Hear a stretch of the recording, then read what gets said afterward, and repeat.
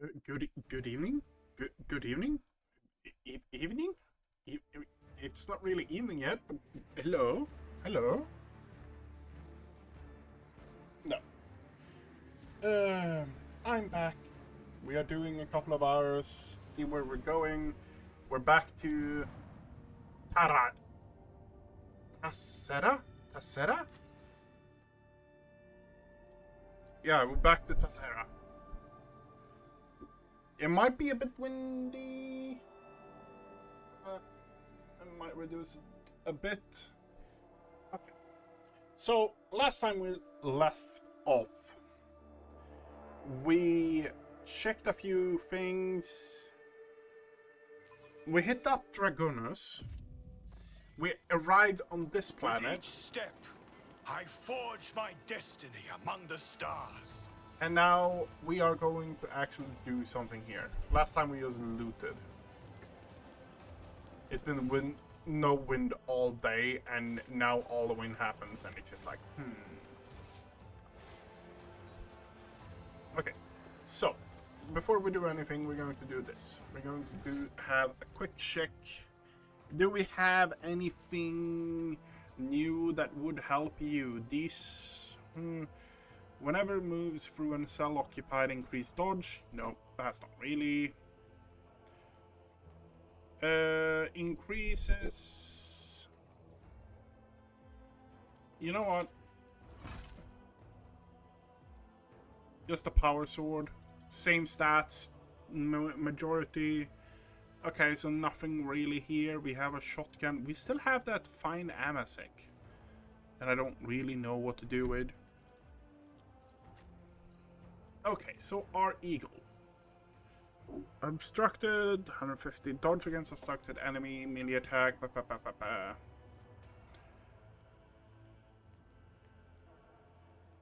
Start shoring adjacent enemies pass. Okay. Nothing really super fancy here. Abelard. That's a horrible thing.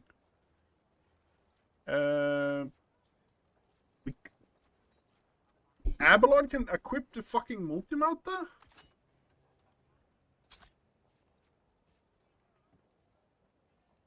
Okay, yeah. Okay, nothing for you either. Pascal, is there anything for you that we want to put on you? Don't really think so, no? We want... Oh, yeah.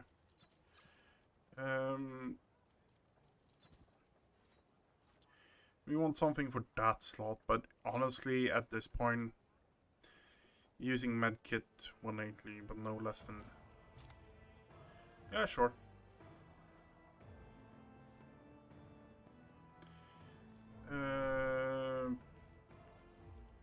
Okay. Now we have you. Here. Deflection, signal, cover, okay. Whenever the ability explorates through the Servo-Skull, swarms affected by creature of the Servo-Skull swarm in 5 energy. Adherence, once the Servo-Skull exploits 5 abilities in total, deals 18 shock damage each enemy within range. It's better than what we have, honestly.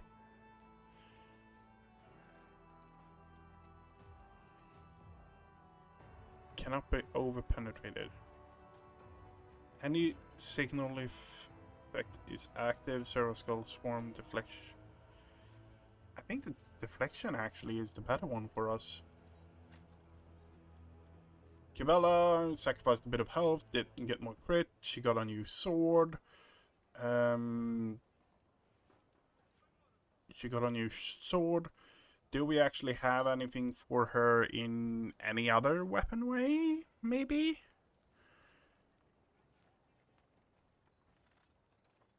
So the sword we get now is a fairly large improvement, more armor pen, all that stuff. Okay, fair enough.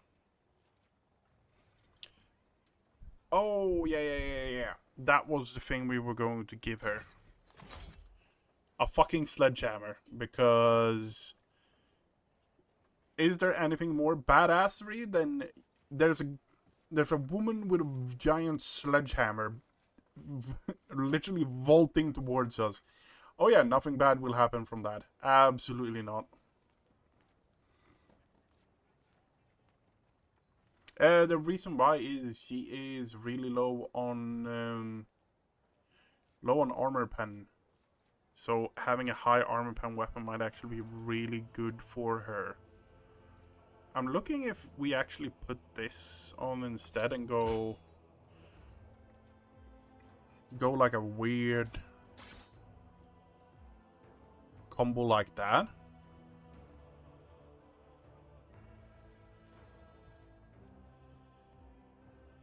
No. Sledge, a lot cooler. Let's throw some a nade and another med pack on her. Another med pack on you. Just fill it up with grenades.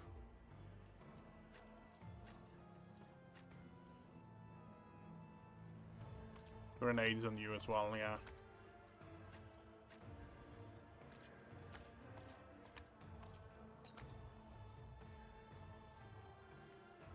Okay, so you actually need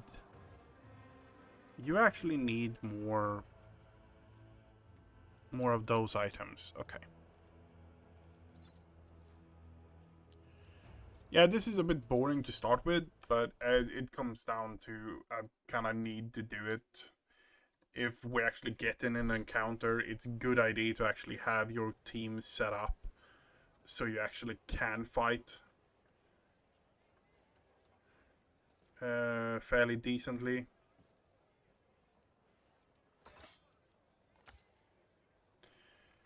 It helps a lot, let's put it that way. And sadly enough, we don't really have like, oh my god, good items for most of our characters, which is sad, but yeah. Less than 35 intelligence, yeah. And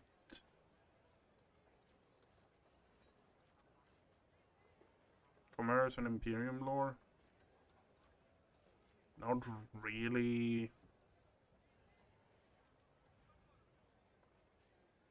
So that is literally Adeptus Arbites helmet minus the penalty.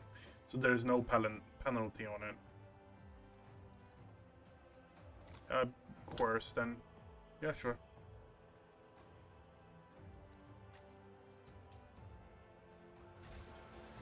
Okay. We are bound by the blood of martyrs.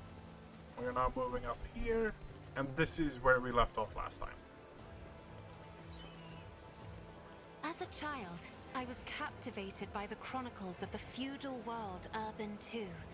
Knights clad in shining armor riding their fine steeds, battling enemies of humanity, and holding feasts after their victories. But this world has only grey and mud. Well, that's medieval The worlds same for is you. true for many worlds in the Imperium, Lady Cassia. You should accustom yourself to that fact.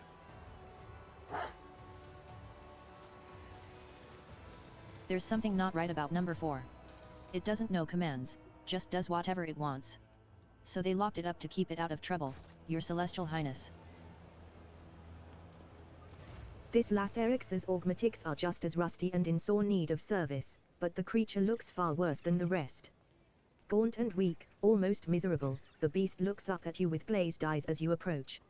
On the door, you notice a scrawled sign that reads, Animal number 4. Don't feed.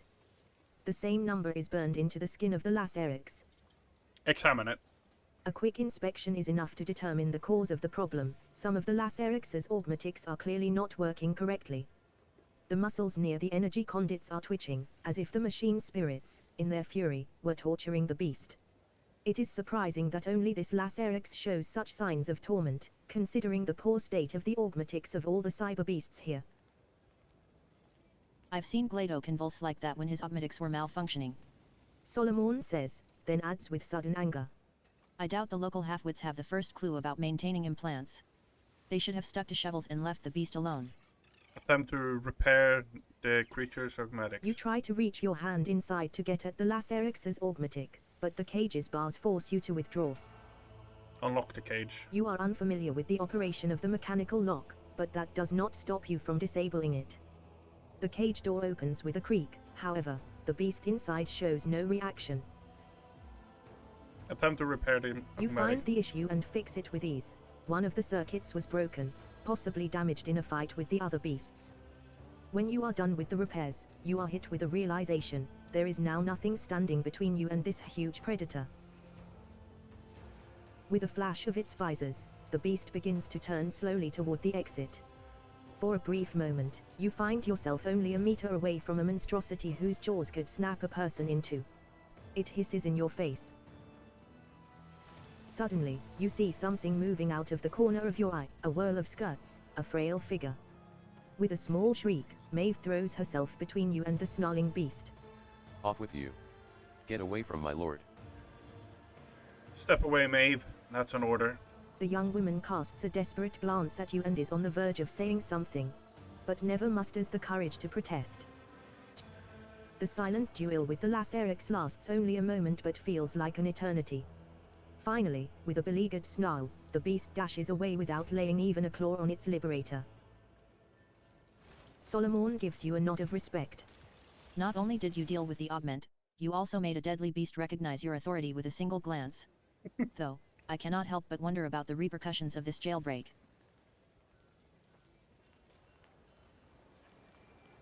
Compared to naval service, that was barely a challenge. Okay, what is this? Chronicle of Fault, chapter 406. Okay. Let the faith guide my path to glory. Judging by the deep scratches, there used to be a makeshift bridge here. If you put something in its place, you can try to cross to the next roof. Cross a sheet of iron easily. There is no doubt that this piece of iron is sturdy enough, but it is woefully short for a bridge. The rusted sheet of iron could easily reach the other side of the roof, but it is unlikely to hold a person's weight. Experience. Emperor gave Nothing me a matters vision. more. My armor is contempt. Assault armor. The wearers start their turn with no enemies in the free zone. They gain and do not provoke attack of opportunities. 10 plus armor if the wearer it's at least okay. Really? The divine watches over us.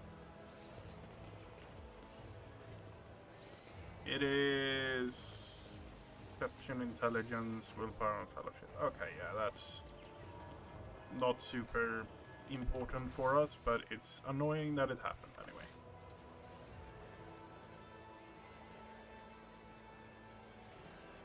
Oh, we need to do the athletic check here. Nothing's impossible for this old officer. What's the life on its own entire star?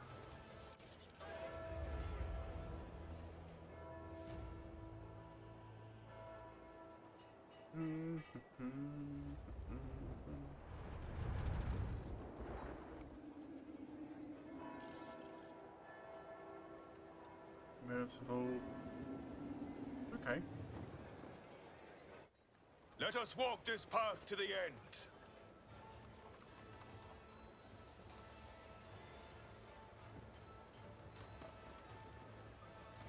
The sculptor's mechanical hands crawl over the rough stone, their many-jointed metal fingers remaining in constant motion. Even now, you recognize your own features in the unfinished piece. It seems someone commissioned a statue of you the moment you set foot on the planet. The old man turns his wrinkled face to you, and you see crystals where his eyes should be. Is my celestial lord here to gaze upon his destiny? Alas, my creation is not yet complete. Your hand automatics are the most impressive. Such implants are impossible to come by on a feudal ward. Where are you from? Lord Rualdo had my limbs replaced before he took me from my home planet. It was so long ago, I have since forgotten what my land is like to the touch. The sculptor's mechanical arms are pierced by sticky tubes, and the elbow joints have all but worn down. It must have been a decade since these implants were last serviced. Such neglect often poses a serious threat to the person's life, and yet, the old man's skin looks relatively healthy in the spots where flesh and metal meet. That this old man has not yet rotted alive is an incredible stroke of luck. The fact that we did a warp check and it failed, and it's lucky that he hasn't rotted alive, is not filling me with great confidence currently. What can you tell me about this material you're working with?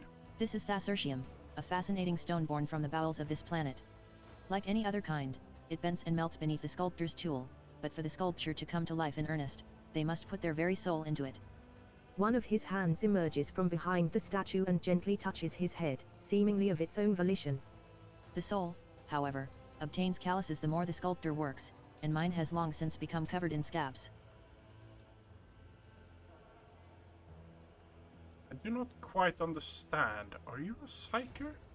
My Lord Governor calls me a foreteller and creator, others, a wicked sorcerer. But there is no cause for concern, my abilities are sanctioned, and I am pure before the Emperor's celestial eye. He gestures at the tubes on the back of his head, as if to prove the truth of his words. Did you capture the governor's destiny in the sculpture too? His mouth stretches into a cryptic smile. I have made thousands of statues for Rualdo, but Thassera's stone flesh can never seem to sate his great ambitions. The old sculptor once more turns his unseeing gaze to the patterns in the stone before him. With each step, I forge my destiny among the stars.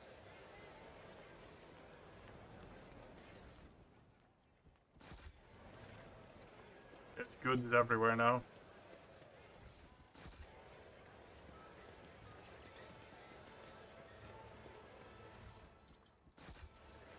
The treasure. What? What is this? Tiny lice are hopping around the gilded plate.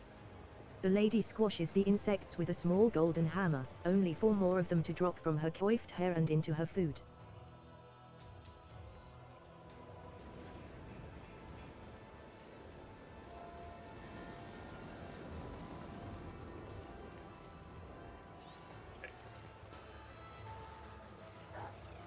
Know your duty.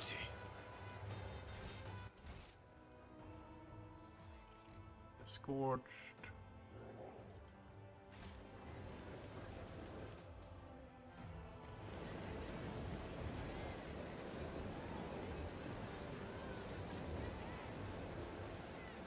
It's him, the ruler of the You see a man with a cruel grimace on his face and hands disfigured with burn marks.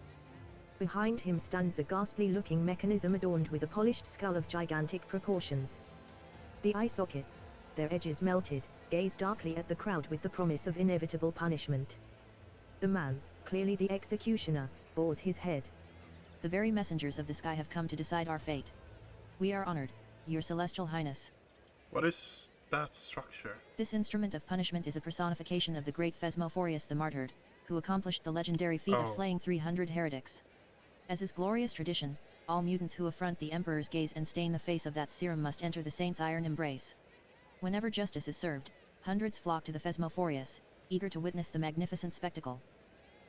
You have just confessed that your semblance of justice serves not as a demonstration of lawful authority and deterrence to your subjects, but as entertainment. Solomon utters the last word with disgust, as if there could be no fouler profanity. Who is inside right now? Another heretic who violated the holy laws of that Sera. And, since his body is already turning to ash, such will be the fate of his name as well, to be scattered to the winds, that it may never again defile the lips of any who live upon our sacred world. Never again defile the lips. Maeve looks ready to faint.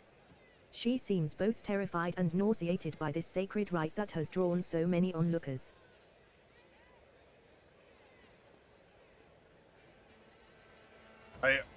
I miss such glorious display. Do you have any else left to burn? Perchance?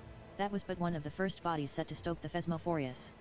It is going to get a lot busier now. As if to confirm the man's words, the fire-breathing saint expels a puff of acrid smoke. While the guilty are being reduced to ashes, let us meet the next participants in our performance. 2 people, or something resembling people, are pushed onto the stage. They are mutants, hideous parodies of humanity forever tainted by the imperfections of the flesh. Oh, fuck. One of them is dressed in stained yet expensive clothes. The other wears the tattered uniform of the local guards. Your Celestial Highness, behold, 2 loathsome heretics who blemish the very face of that Thassera with their existence. Tadua chuckles, but his sneer is completely devoid of mirth. The degree of their guilt may vary, but they both deserve to enter the blazing bowels of the Phasmophorius for the worst of their transgressions, distorting the sacred face of humanity.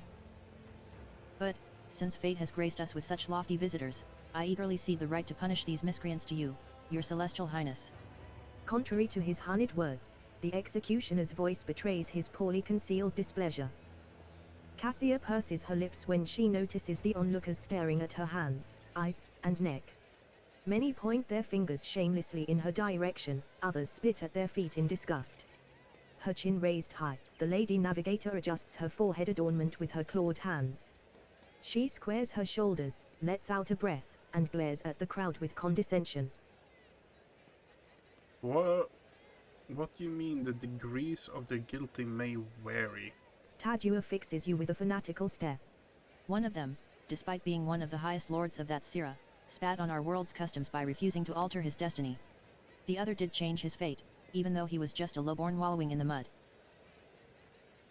What in the Lex's name did I just hear? Solomon raises his voice slightly, indicating that the usually impassive arbitrator is profoundly indignant. I normally have no trouble passing judgment, but in this case, I don't even know where to start. What is opulently dressed mutant's crime? Ah, a rotten stain upon the noble families. He was hiding in his manner to conceal his deformities, but had trouble keeping his mouth shut, proliferating filth in tracts that he later sent out with his servants. He declared the choice of one's own fate to be slavery, cast aspersions on the very traditions of the world, was insolent, swore profanely, condemned those who had chosen a new destiny. Luckily, he has no heirs, and today, this cursed bloodline shall be put to rest once and for all. The richly garbed mutant moans something. You notice stitches on his disfigured face. The zealous servants were evidently in a hurry to silence the condemned man early and sewed his twisted mouth shut. What did the mutant in the guard uniform do? A thief, a brigand, and a murderer. There is no way to list all the crimes lying upon this freak's conscience. However, his willingness to change his destiny against all odds merits this mutant at least some honor. Despite his feeble-mindedness and simplicity, he had enough sense to obscure his countenance with hoods and helmets until he made his way from beggar to guard. It was not long before his excessive passion for fighting and stabbing gave him away. The mutant utters a foul curse under his breath, then immediately gives you a frightened look and falls silent. The mere sight of the Celestial Lord seems to instill a reverent awe in the common denizens of Thassera. What do you say, Maeve? Which one of these deserved to die? Maeve's gaze darts fearfully around while visibly avoiding the doomed mutants on the platform. I am of too low a birth to take on the burden of being a judge, my celestial lord.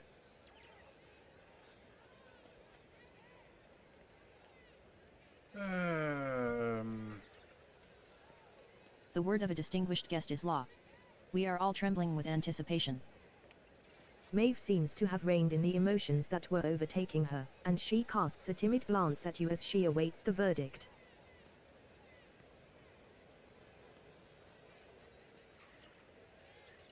Burn them both? Yeah? I knew your blood runs hot, your celestial highness. Let us stoke up the great Phasmophorius. Oh, the stove is burning hot today. Warm yourselves, my good fellows, for the celestial lord is feeling generous. Having taken your plentiful offerings into its gut, the Phasmophorius roars and billows out smoke. Stirred by the cruel spectacle, the crowd around you begins humming to the beat of the execution device. Within that noise, you hear the sound of hungry anticipation. Cassia turns away, covering her eyes and nose with a shawl. This smell, these screams, it would behoove you to put a stop to this barbarism, Lord Captain, not encourage more of it. And now, my favorite word. Next. A pale, bony creature, barely able to move its legs, enters the stage. In place of a mask, it turns a horrific medley of features toward the world. This ugliness, however, is nothing like that of the previous convicts. The thin, squeamishly twisted mouth is fused to the cheekbones. Malicious eyes peer into the crowd from under hideous folds of skin. The face of this heretic appears to have melted and congealed. Only creature barrel low as legs. In place of a mask, it turns a medley of towards the word. Yes, however, if he, it's like nothing.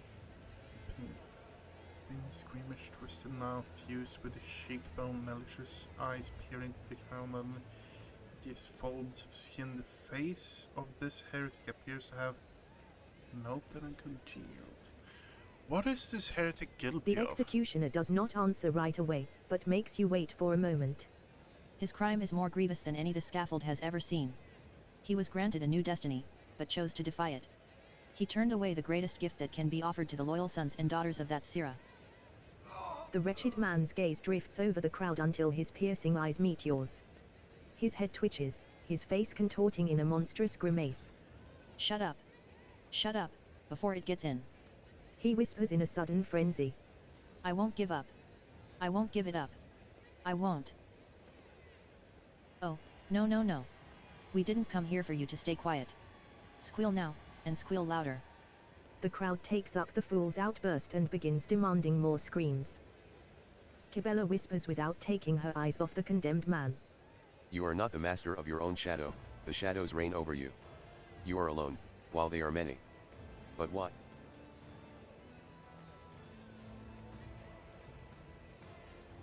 Where is the blasted court fool? You glance at the crowd, and suddenly see the fool, prancing and flitting among the gawkers, clearly trying not to be spotted by you. Shoot bluff for his insolence. Yeah. A shot rings out, and a deafening shriek rises from the throng of people. You catch sight of the badly wounded fool disappearing into the crowd. Maeve cries out in horror and immediately clasps her mouth with both hands, trying to lock her voice inside. What happened to his face? He's not like the other. That's Syrian fever. You need not worry, your celestial highness, it is not contagious. Yeah, I'll just execute As him. Tadua opens his mouth to say something, the convict takes a step on his clumsy, spindly legs, and then another one. The face, the face. Pretty, strong, shining. A gnarled claw points directly at you. Give it here. Give it to me now instead of the one I bear. Take mine, it's not mine. Take it. Take it. The madman raises his crooked fingers to his face and sinks his nails into its sagging flesh. Shrieking with what sounds like relief, he tears off a piece of his cheek, then another, and then one more. Falling to his knees, he frantically scratches his own eyes out, smearing blood and clearature across his face before collapsing dead on the platform. A sudden rumble draws your attention. Like a rock fall tumbling down a slope, the thudding of feet and mad screams overwhelm you. After a moment, you see the source of the commotion. A throng of mutants is charging straight at you.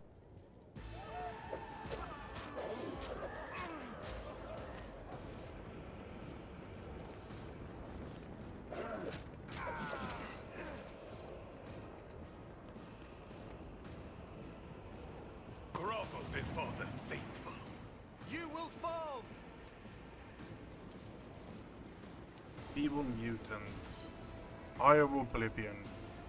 Vengeance. Abilities. Tarzan. Boom.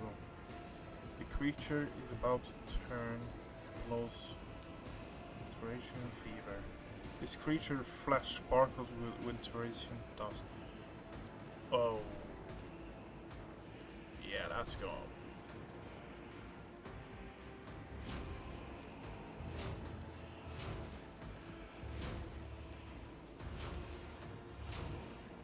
This way! I'll do what it takes. Emperor, protect me! Quick, quick! I can't stand it!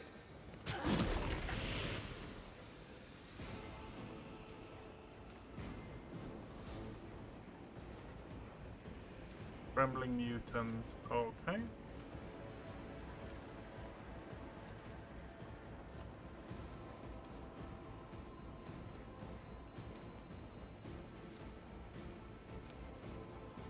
The omniscient knowledge comprehends all. Heavy is the tread of his faithful.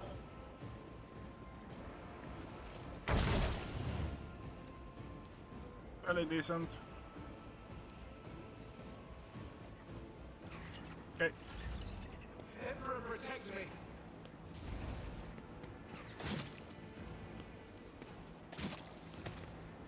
Feudal sword. Okay, so they don't have like super good things on them.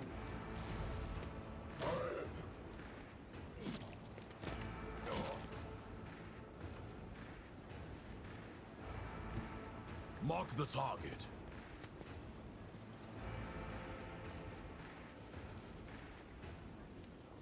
Let's test our skills, Galato.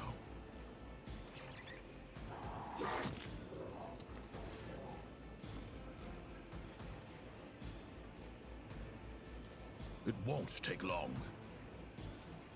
Moving into position. I'll take it as a priority. Understood. Galato, we're undertaking this task. Okay, good.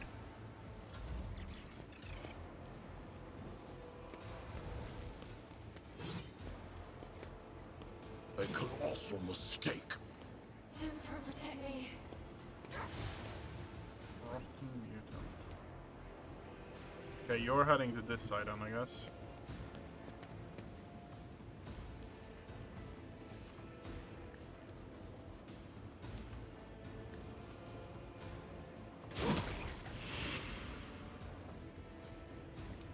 Okay, good.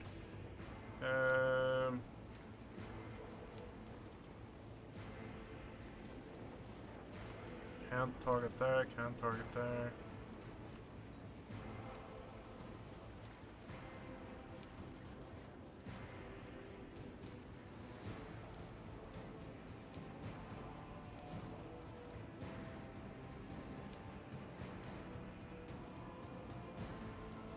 Yeah, I'm going to switch out. I'm removing Officer from this character. I think that's the right way of going at it. Or, yeah, no.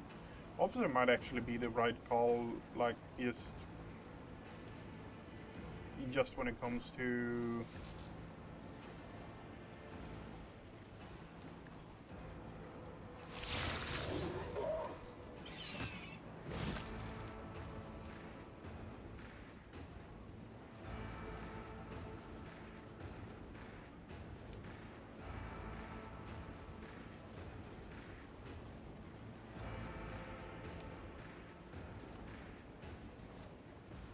I will not be deterred.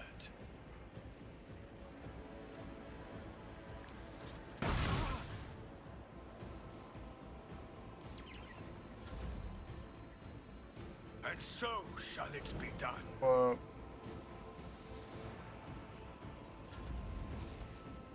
Okay, and he soars away. I bring mercy and retribution. 16. And that... I lose one of the AoE abilities, that's true.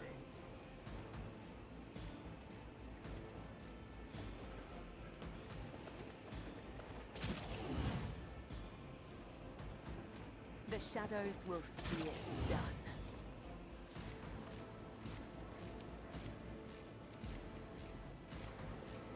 As honor ordained. Caught by the web. Trust me. It might be just a really good high parry rate, huh? Movement, dodge, 29%, deflection. I can say parry rate, not too bad. Ouch.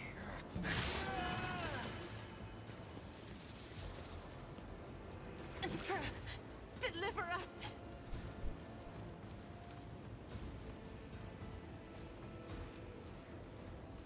Isn't this a job for the serfs?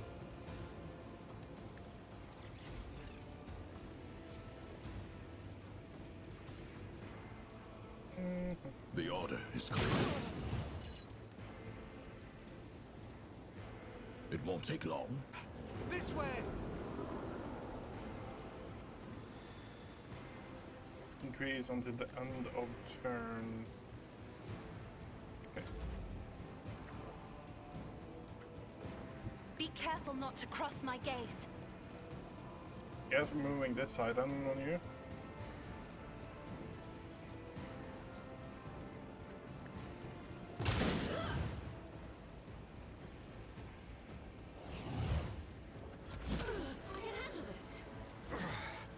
Brace yourself, Abelard.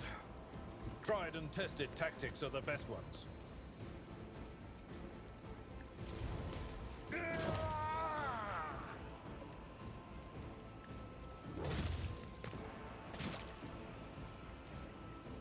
Oh, no. Oh, so that's how you do Victory it. Okay. is imminent. Don't touch me. I've suffered worse.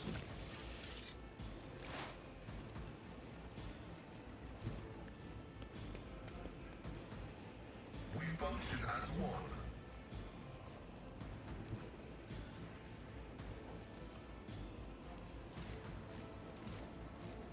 Request approved. Good shot.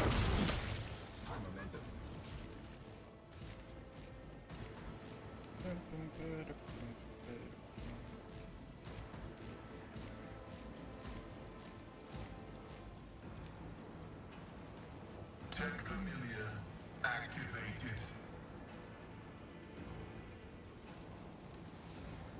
My vow is to serve.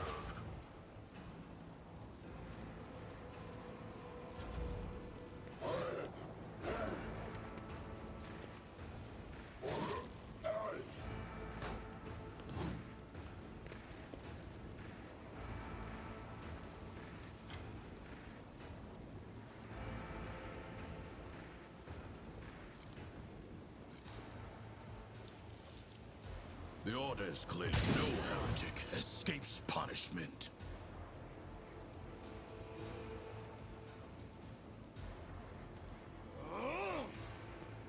Rejected. Frat priores.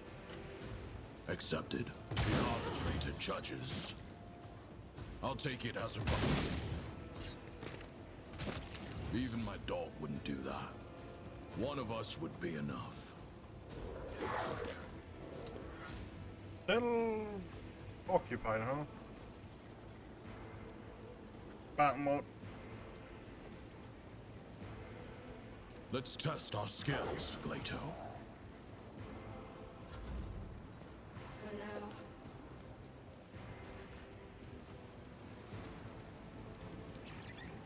Actions will speak louder than words.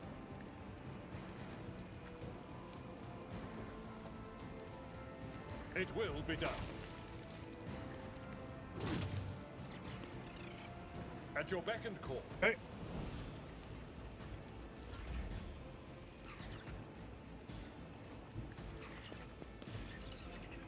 I cannot comply.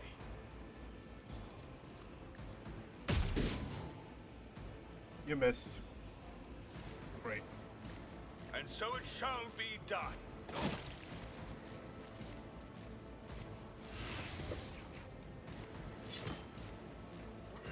Pain and Ouch. hardship. We prove our devotion.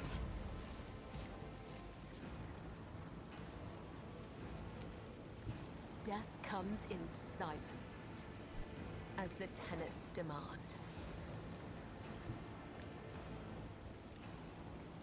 As honor ordains, I shall not fail. Okay, good for you, Cabela. We have one over here. Yeah. Executed.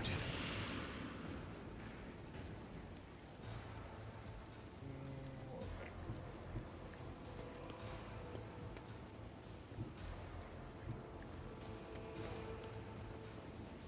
I'm I'm not accustomed to There is a gap in our ranks. If only that were possible. It won't take long, one less.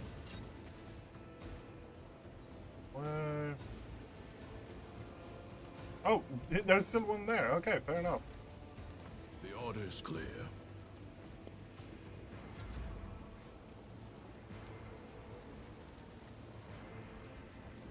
In the name of House Orselio, I shall prevail.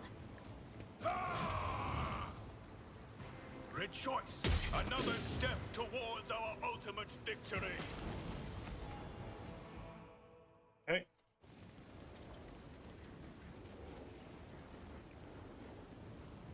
Your Celestial Highness, apologies for my late arrival. I wasted a great deal of time in idle squabbles with that oaf of a treasurer as he was looking for the shipment chronicle. I only heard about the attack after it had already begun, and the elevator might as well not have been moving at all, it was so slow. The treasurer, the elevator, who are you going to blame next, Governor? Are you the ruler of this world or a casual onlooker?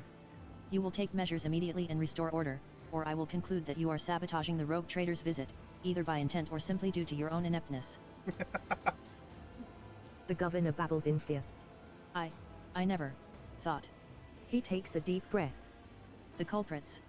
Of course. The culprits will face execution post-haste, my celestial lord.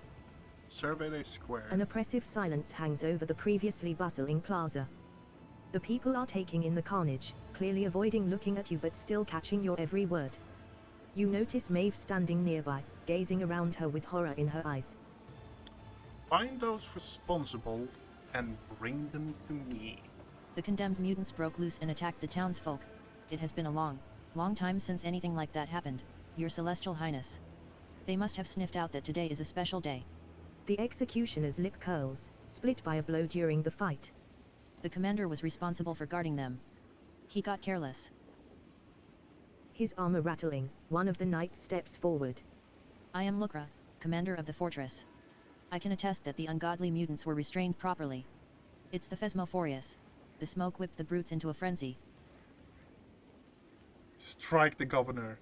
So either the commander or the executioner. Then shall I make... No. Strike the governor. If it were not for the tide, you would be the one facing the execution. The governor staggers back from the blow, barely managing to stay on his feet. A trickle of blood runs down his lip, and he spits out a few rotten teeth onto the stones. Thank you, your celestial highness. I will never forget the lesson taught to me by the Emperor's own anointed. So, it's either the commander or the executioner. Is it? And shall I make my decision now? Shall I now make my decision? My celestial lord, I swear on my life that my knights and I did everything we could to keep you safe. Who could have foreseen that the Phasmophorius, after gorging itself on miscreants, would start driving the mutants mad with its smoke? Lies. The Phasmophorius does not taunt heretics, it fills them with terror. To shift the blame for your own failure onto a sacred weapon of justice is a heinous crime in and of itself.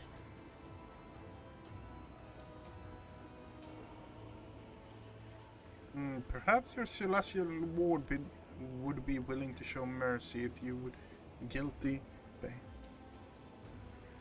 You know, I might not have had my fill of executions today. It's the Phasmophoria for the both of you.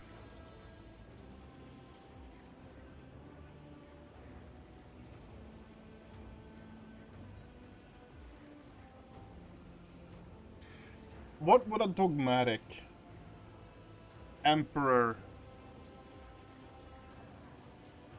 follower actually say in this situation? That's how I'm thinking about most of the decisions. If there isn't like a reward I want or something really cool behind it, that's how I'm thinking about right now. And my thought is a real emperor botherer would just throw them both in the fucking executioner and just have it done. Yeah. The executioner freezes, the corner of his mouth twitching. So, the one who served the Phasmophorius with rigor and zeal must now himself enter its fiery embrace. I obey your celestial highness. His footsteps heavy, the commander heads toward the fire-breathing iron beast. You are our savior today, your celestial highness. And in gratitude, please accept this personalized sword from my treasury. Fatebringer once decided the outcome of one of our feuds, it killed a rebel leader, and peace has reigned on the planet ever since.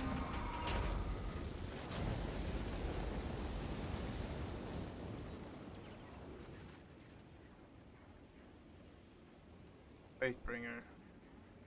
Fairy sword. The wielder's attack with this sword ignores the target's armor. That's really good. Return the gift. You will lose.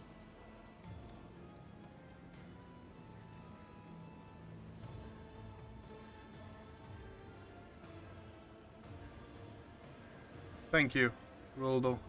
The governor bows at your feet. Look at Maeve. The young woman next to you could well be a carved statue, perfect in its lifelessness. The only emotion in her gaze, directed at the smoking Phasmophorius, is ice-cold terror. It seems your celebration is over there, Governor. Not in the least.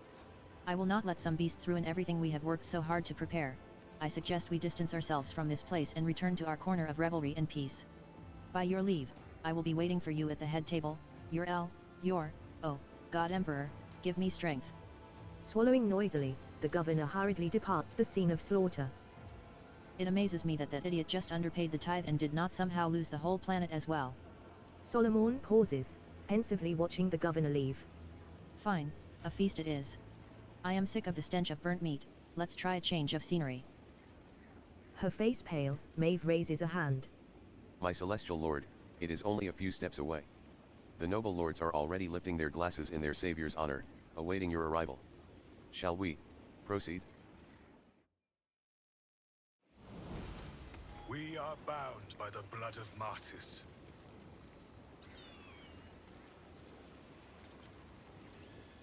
Unlocked. The machine god grants me insight. Long live his highness the Prince of all the stars.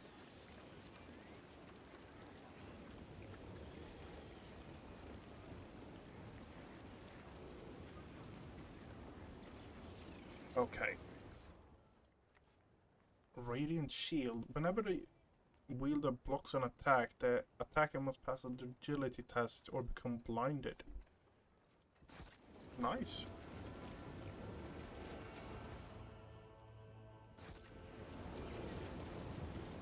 The divine watches over us.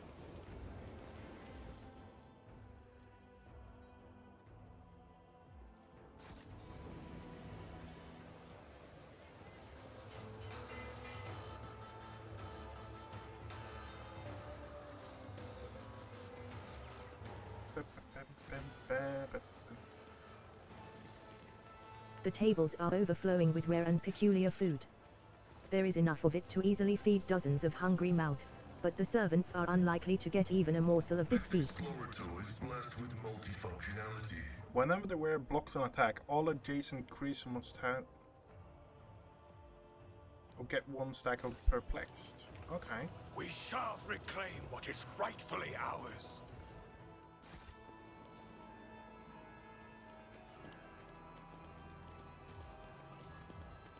Fix the lift, yeah. Operation successful.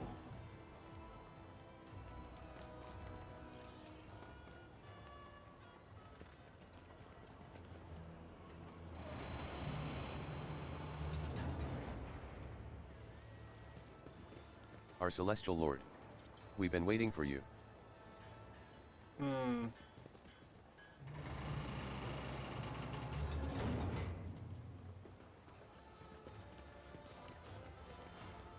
Okay, we have gotten that. There's a loot chest over here as well.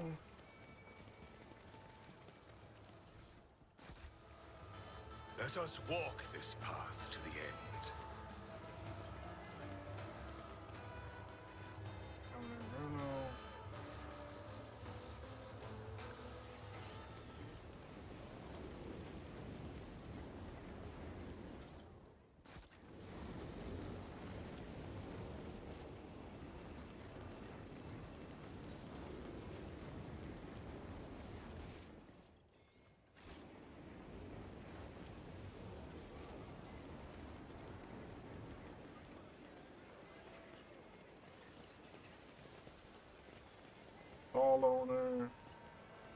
think we've done most of it.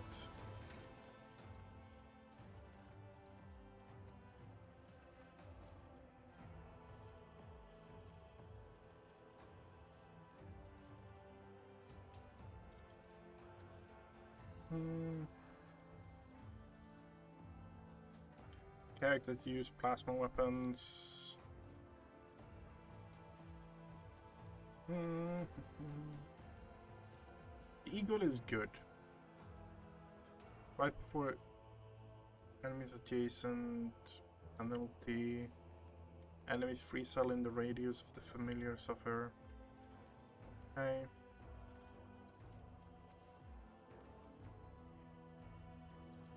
That seems good.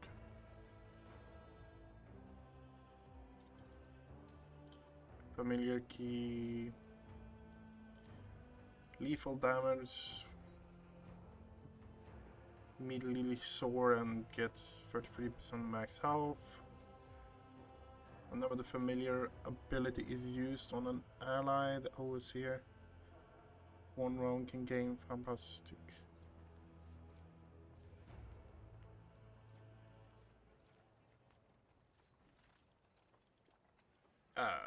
We're going that one. Abelard, what are you up? Taunting opportunity. Whenever the Vanguard hits an enemy with an attack of opportunity, that enemy must make a resistance. Taunting defense. Yeah.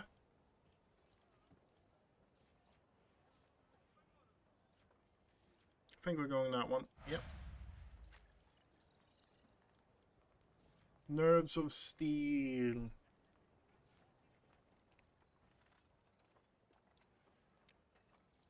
Equal to the number of enemies. Master Tactician deals 20% damage. Okay, cost effective. After Heroic Act. Whenever the Master Tactician or the Master Tactician's ally uses a consumable, e.g. grenade med kit, or reloads their weapon, Master Tactician gains... Yeah. That's a solid one, honestly.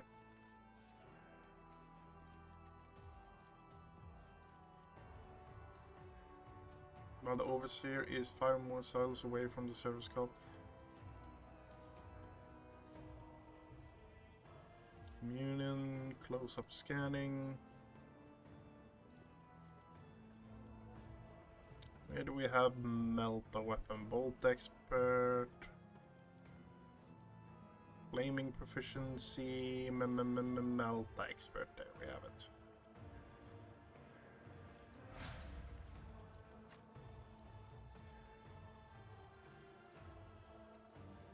Agony. If the enemy suffers any execution damage over time.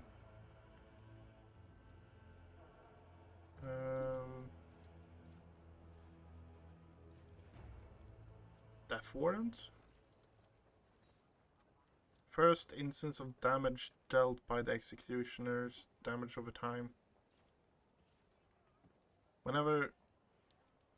When pushing an enemy, the executioner also deals 6 level of bleeding to an enemy. Whenever the executioner or the party member suffer from damage over time effects, deal only 50% multiplier.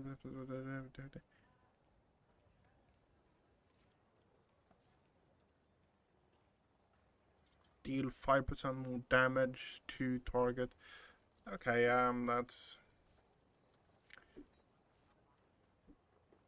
Whenever a single instance of damage from any executioner, damage over time effect, deal damage equal to... Okay, yeah.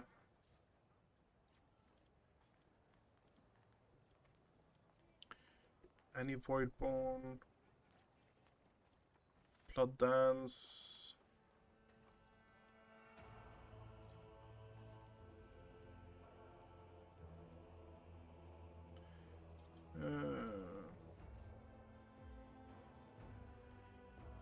Blessed. Okay, yeah. That one.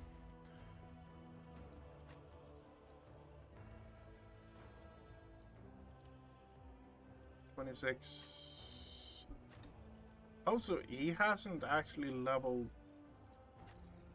Okay, that's the first time I've seen that.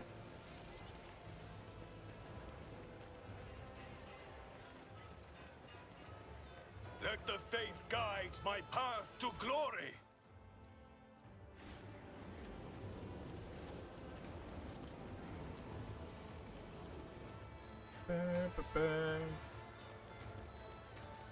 Let's talk to the governor then. The governor's hand reaches for the amusk, but flinches under your gaze and abruptly changes trajectory toward the appetizers. Today is a very nervous day, Your Celestial Highness. And when I feel nervous, I eat. And drink. And eat again. That is just the way I am. But, Emperor have mercy, the food today is to die for. Would you like to have some? I recommend you try the fried Alstoned, whose horns were still goring my hunters just the other day. And here, we have some five-tailed shrimpriuses in stewed black eye sauce. These fellows need to be eaten quickly, before they scurry off the plate. As for the side dishes, you simply must have a taste of these crispy blabberage shells seasoned with blue glut. This spice scorches your tongue, but follow it with some amasek, and it will feel like the waters of life itself. Thank you, I'm not hungry.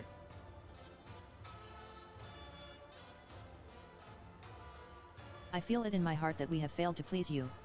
And of course, there were those freaks running wild.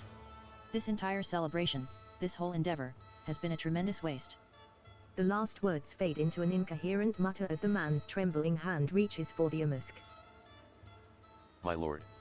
Remember what the physician told you, temperance is the best cure for your ailments. I fear that you have disobeyed his wishes again today. And now, I am paying for it with a compromised sense of balance and a regrettable inability to admire the disguised imposters, and the hunt is already in full swing. Solomon leans over to you. Rogue traitor, once you've had your fill of the governor, let me ask him a few questions. What is this hunt you mentioned? Ruoldo waves a hand at Maeve. Be a darling and tell our guest about our amusements. I am a little exhausted. Of course, my lord. The imposter hunt takes place every moon life.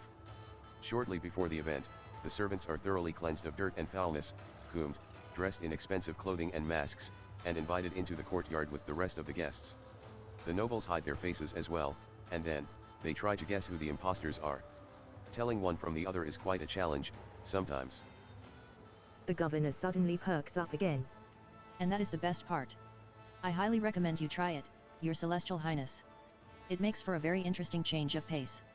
And, on this occasion, the privilege of branding, if you will, falls entirely to you, our honored celestial guest. How does one find an imposter in the crowd? By the way they talk, by their lack of restraint, the unfamiliar delicacies overwhelm them so much that they lose control.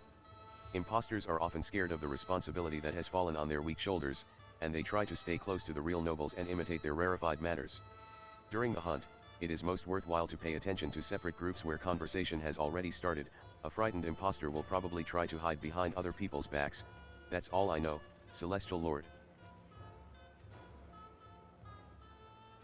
Solomon, you may ask the governor your questions. If I can amuse the esteemed judicator with conversation, I will be only too glad to. But of course, I have always wanted to try my hand at casual small talk. Solomon folds his arms imperiously over his chest, somehow becoming even taller in stature and broader in the shoulders. Tell me about the lace raxes, Governor. Such fascinating creatures, where did you get them from? I cannot tell you off the top of my head. Are there not many planets that have lace raxes? I received these beasts a long time ago as a gift. Lend cold suspicion to your voice. A long time ago, do lace raxes even live that long? It's well known that lace raxes can only be found on Janus. The governor throws up his hands. Can they? And I was sure they were a common beastie. I might have embarrassed myself there, but I would be glad to talk about something else. Do not judge me harshly. I am just trying to get into the festive mood as best I can. We can certainly change the subject. I would like to note that I find your youth extending face transplant procedure amazing. Does Thassera possess any other unique knowledge or items brought over from your home world? What is the... Oh. My native Idex. Unfortunately, I have not introduced much from it beyond the art of changing faces. But perhaps the Celestial Lord has taken a liking to some of Thassera's original creations?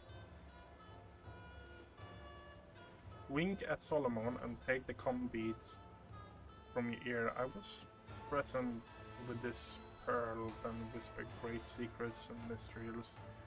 What a marvel. I was told this was an artifact from Idex.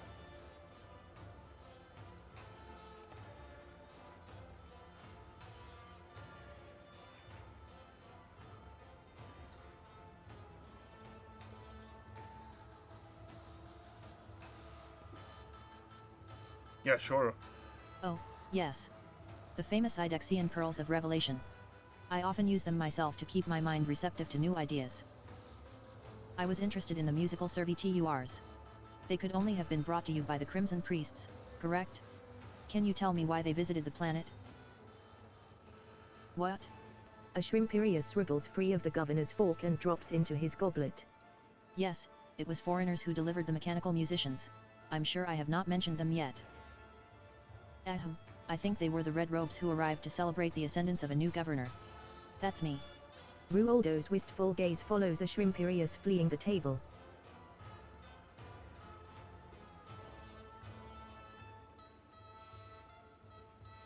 Your answers are rather... 1.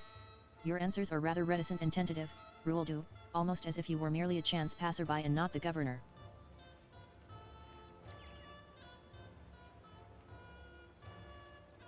The man's face becomes stretched to the limit on its fastenings, signaling deep offense. My celestial lord. I ask that you do not insult me so. I may not be used to having such lofty conversations, but believe me, I am definitely the governor of that Thassera. I would never question your title, governor. Solomon gives you a long look. And the rogue trader hardly wishes to offend you either. Thank you for the conversation, governor. I have learned everything I wanted to know.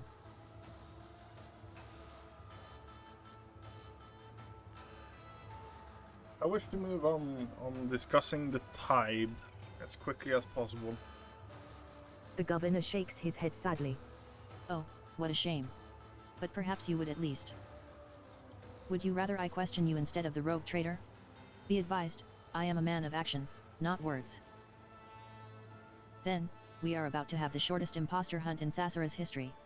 Straight to the finale, just as you ordered. Straining to add a note of gravity to his voice, the governor proclaims. Most radiant ladies and noble lords. I hereby declare the imposter hunt officially over. The crowd responds with uproarious cheers. The participants of our masquerade already stand before you. Did you guess correctly? Did you expose them all? Please don your oculars and have a good look. Ruoldo turns to you and whispers conspiratorially. Not one noble was permitted to hunt the imposters this time, my lord. Still, knowing their penchant for such games, I do suspect they tried to make their guesses anyway, quietly, among themselves. However, while most of us were indulging, I would even say wallowing, in the thrill of the imposter hunt, His Celestial Highness turned his lofty thoughts away from these motley diversions and toward duty. How can this be anything but a true victory of will over whim? Maeve, come and present our gift to our celestial guest. Your Celestial Highness, as an honored guest of that Thassera, would you like to say a few words of guidance to our beautiful world?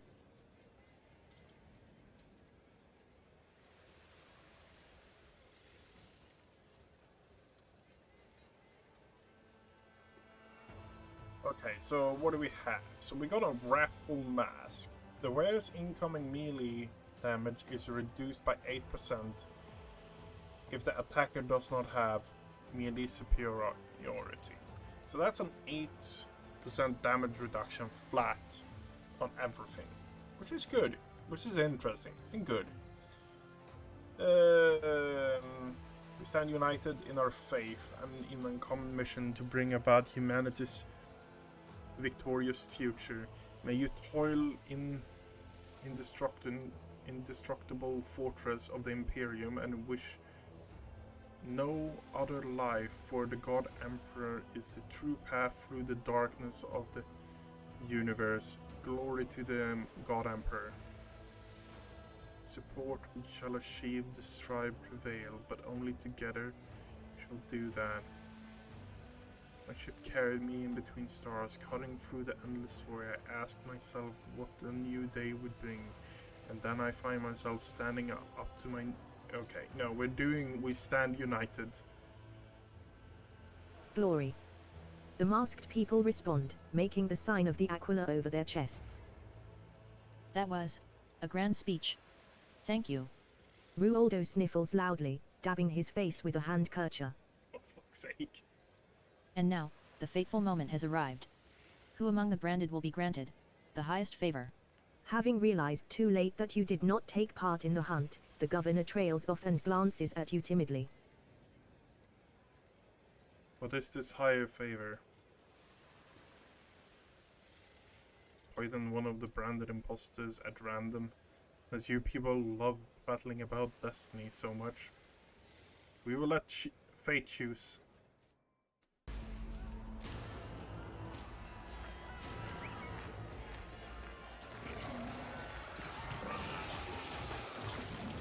Have I been branded? He tricks me! Gotta stop! I'm the master! Maeve, help! Maeve, I'm sorry.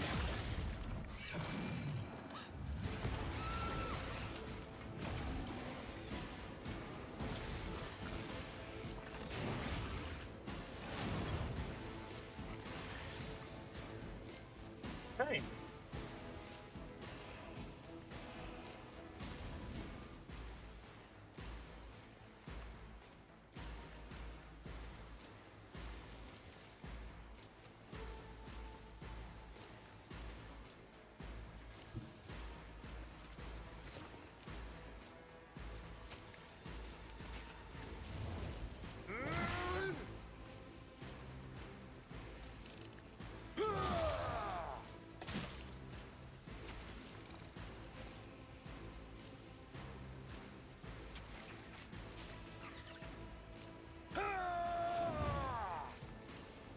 Indeed.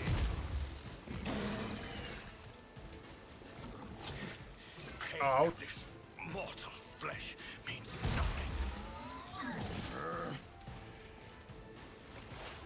Okay.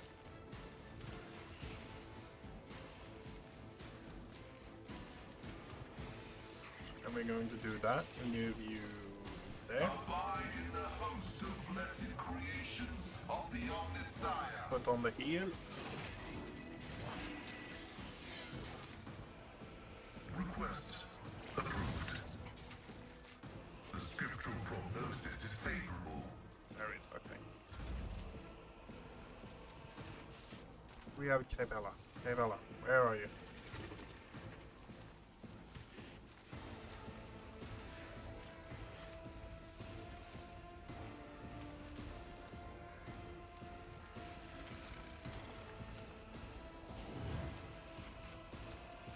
If I may?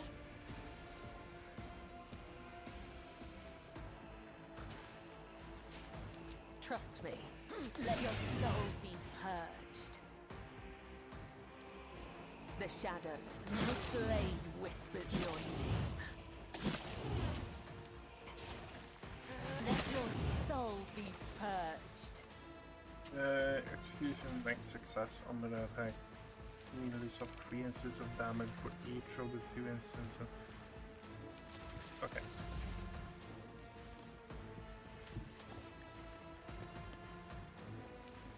Do not dare ask.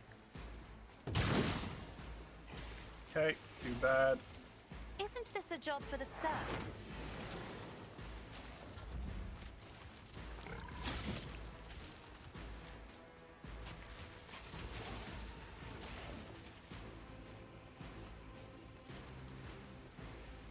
Okay.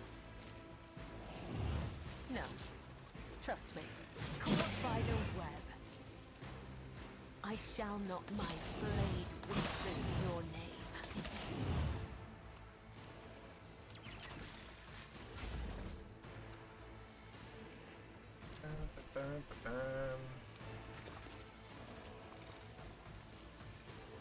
Okay, so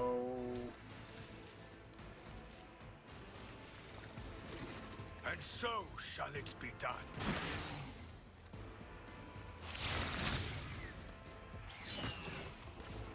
Parry, parry, parry. Yeah, that sounds great. Actions will speak louder than words. Blind strike. What is a blind strike does? It fires penalty minus starting from parry. Yeah, great.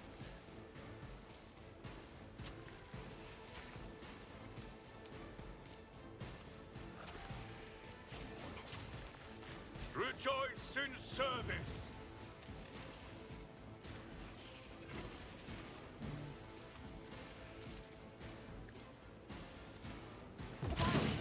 Why me?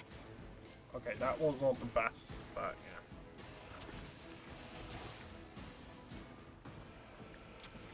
The Emperor commands.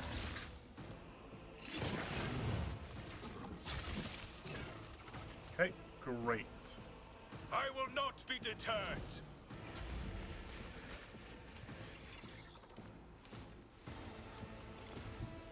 Hold the formation.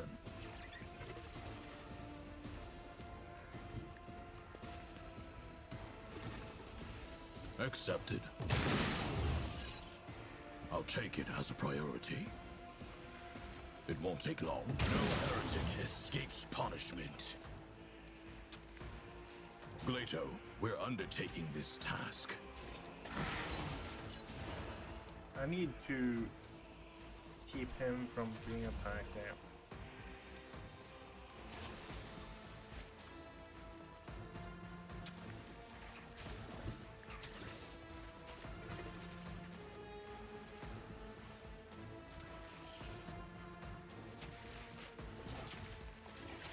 Who thought that was a good idea?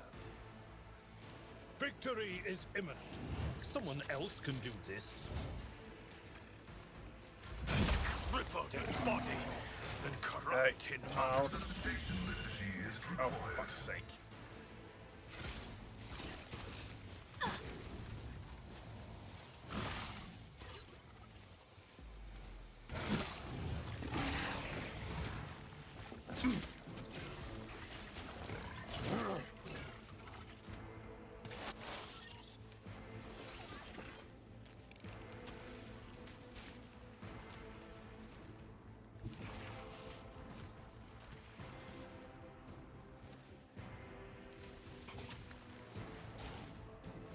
the Omnissiah vulnerability analysis successful.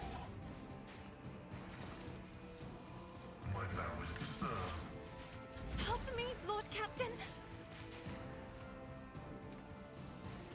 Okay.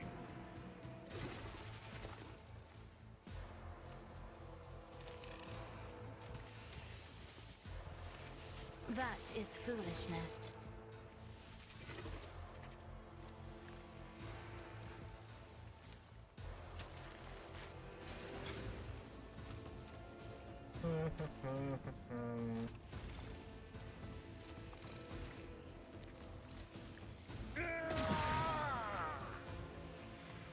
Okay, we got that off. At your beck and call.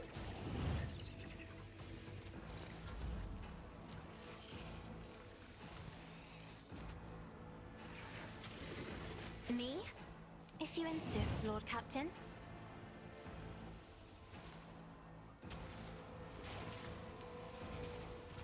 Isn't this a job for the serfs? 70 damage is not bad. If only that were possible. Me?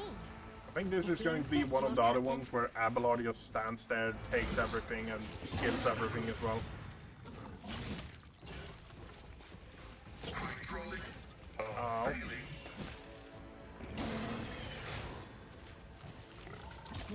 My ears are ringing.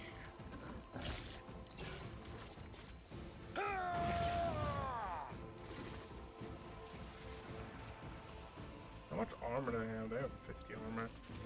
You know what? Why don't we switch to you?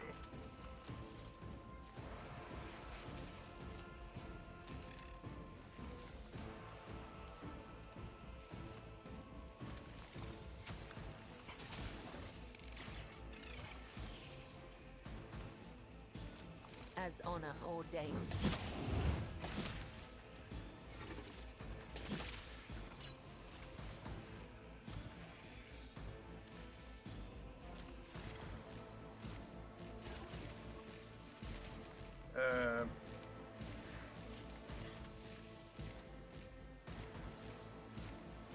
Okay. undying emperor whispers his will.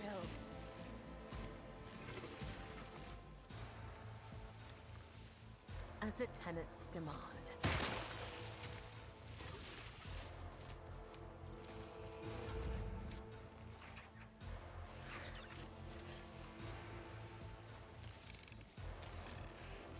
We are going to do this.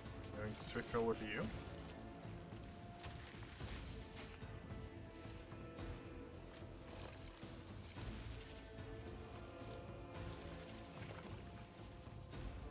Pop that. Understood.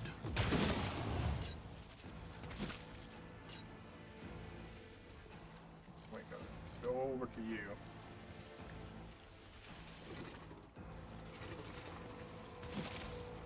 Your tactics have failed you. Accepted. Understood. It will be done.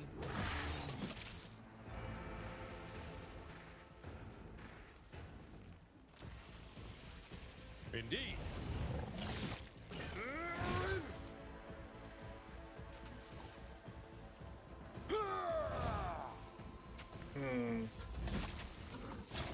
Can't.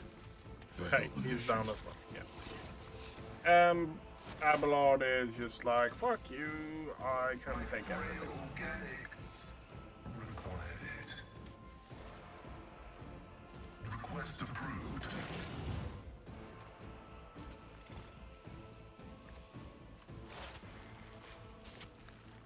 How dare you? Okay. We have 12 stacks. I'm We not do that. accustomed to being ordered around. And then fire that on you. Isn't this a job for the serfs? Then go Me? that. If you insist, Lord Captain. The scriptural probe beyond desire. That kills it. But we don't have enough points to do the next ability. The undesired knows all, comprehends all. Do not dare ask. And we'll heal him a bit more. Isn't this a job for the What serfs? I will not die in dishonor. Lost in our ranks. Oh, for fuck's sake. It will be done. I will do my duty. I've suffered worse.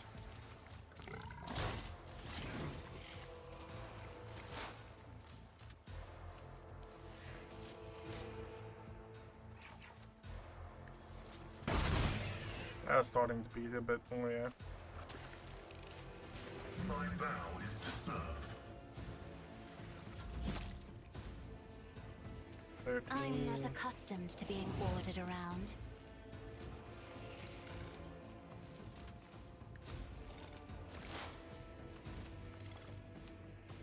Running binaric override.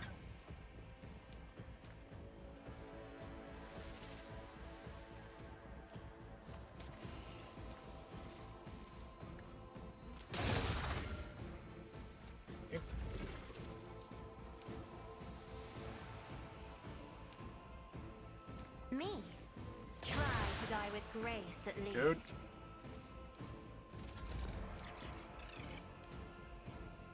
It will be done. Indeed. At your beck and call.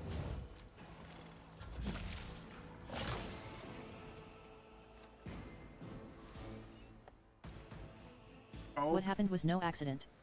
And if my suspicions are correct, The arbitrator looks at his palm thoughtfully, then holds it out to his cybermastiff. Glado, analyze. The dog's visor shimmers as it scans his skin with a mesh of rays. Finally, there is a metallic click and the descending hum of cooling servo motors. The Proctor's augmatics respond with a soft buzz. A data brand. The court fool put it on me when he shook my hand. Then the lace raxes attacked everyone who had been marked. However, the beasts were not at all eager to tear you apart, rogue traitor. Really? It appears you are wanted alive, but without my protection. Oh God, Emperor. Maeve presses her hands to her chest in the sign of the Aquila. Her lips whisper a prayer. Forgive and protect his soul. Forgive and protect. Lying nearby is the lifeless body of Lasserix number 4, which he released from its cage. Its fur is clumped and sticky with blood, its vicious eyes glazed over. Giving its own life to protect another was a stunningly human act for a beast.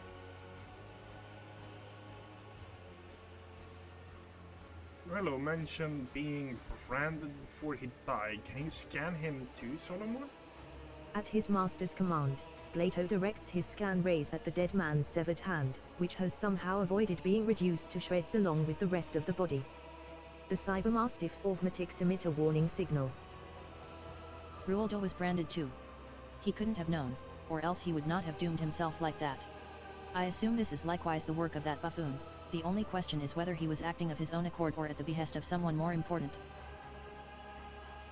Close to Rastrik's eyelid.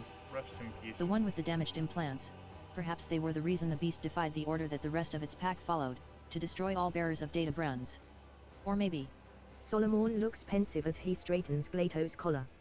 Maybe it was a fine animal that was unlucky enough to have bad masters. This is the first creature I've met on that Thassera that has been worthy of respect. My Lord Judicator is fond of animals, is he not?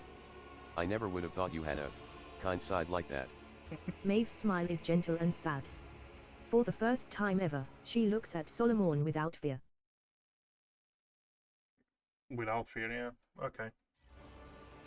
Solomon casts a heavy glance at the young woman. Or maybe I just cannot stand people. Whose soul are you praying for, Maeve? My brother's, my lord. I had a feeling he wasn't acting himself lately. If I'd known he had fallen in with scoundrels, I would have found them and strangled them with my own hands. So, the court fool is your brother? Yes, my lord. Maeve lowers her eyes. We are lower nobility, and it is a high honor to be the governor's own court entertainer. What reason could your brother have want to get the Arbiter's blood on his hand? It's a mystery to me too, my celestial lord. I think about it and I can't even imagine why. But lately, it's like he's not himself. He keeps muttering these awful rhymes about blood and fate. And it's like he's waiting for something, but I just can't understand what. Roldo called your name before he died. I have no idea what's going on. I'm so confused. Maeve stares at Ruoldo's mauled corpse with unblinking eyes. Is this just a horrible nightmare? Could it be I'm just dreaming? For a second there, I thought, no, I'm sorry. It's impossible. You thought what? I thought it was my brother calling my name, not Lord Ruoldo. But the N wasn't there, meaning I just imagined it in my fright. You think back to Ruoldo's last moments. It is hard to tell for certain, but it really did seem as though his voice had changed, that it sounded younger and less strained, as if he had cast off a mask. So who is to be considered the governor now? If only I knew, my celestial lord. If only I knew. Maeve's glistening eyes are full of shock. Are you actually shocked? Or is this part of the act as well? I swear by the Emperor himself, I am unblemished before you in spirit and thought.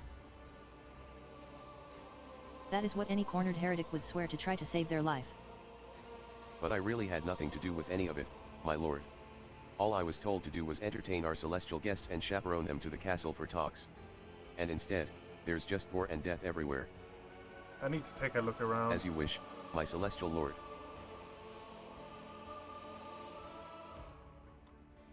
Synfev, feed the wearer ends their turn with any adjacent familiar regains 6+ wounds. Okay. Server Skull. At the Overseer's turn, enemies adjacent to the Server Skull must perplexed.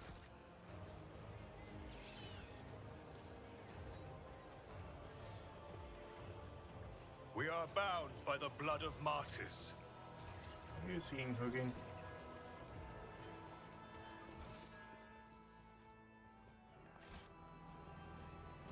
This is out of the ordinary. Oh.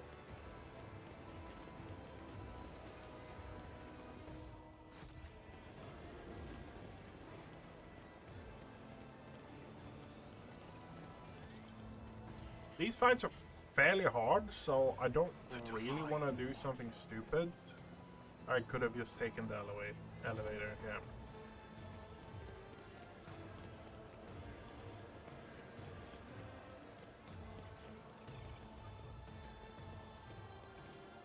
So from the look of it right now, the court jester is actually the governor. And Maeve's brother is actually the person who we just got killed. Which is kind of sad, but at the same time it actually is progressing the story, which I'm not going to lie, I'm enjoying. This place is fucked up though. Looking at it from a standpoint of someone from the current world, pretty much, this place is fucked up. With each step, I forge my destiny among the stars.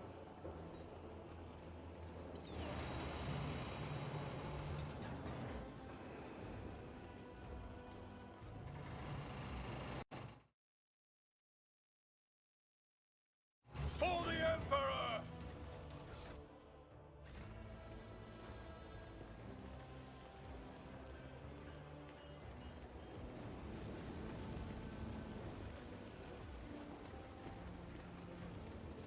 Dark maroon musk is pouring out of the ridiculously gaudy fountain. An eager cupbearer hands you a goblet filled to the brim. Have a taste, if you please, my celestial lord. This vintage had been maturing ever since we laid the cornerstone of our citadel. We tapped it to celebrate you.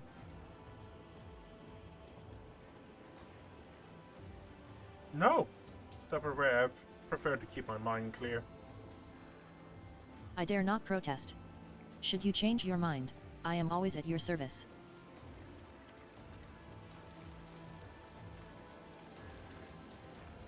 The thing that bothers me with this is these crystals, we've already kind of confirmed that they are warp influenced crystals. And now combine that with the fact that we are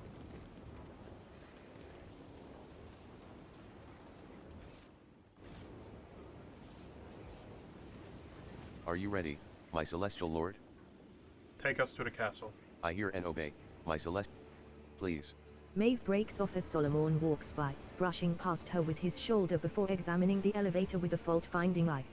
Not daring to speak again, the young woman makes a gesture of invitation and steps onto the platform herself. No sooner have you stepped into the elevator than a short metallic clang comes from somewhere above you.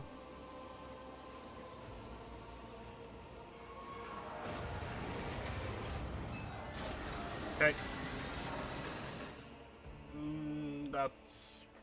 This is why you need to have fairly decent characters in general. Yeah, that's the...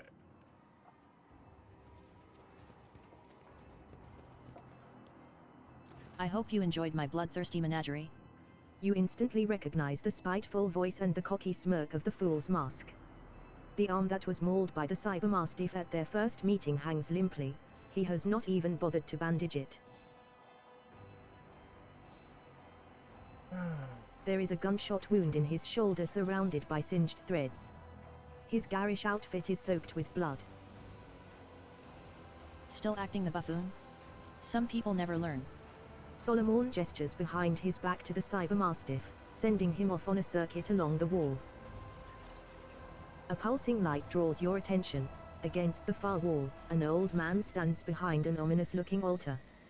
The heavily augmented man stares in wonder at the flashes of blue light snaking through the veins of Thassera in the floor and walls.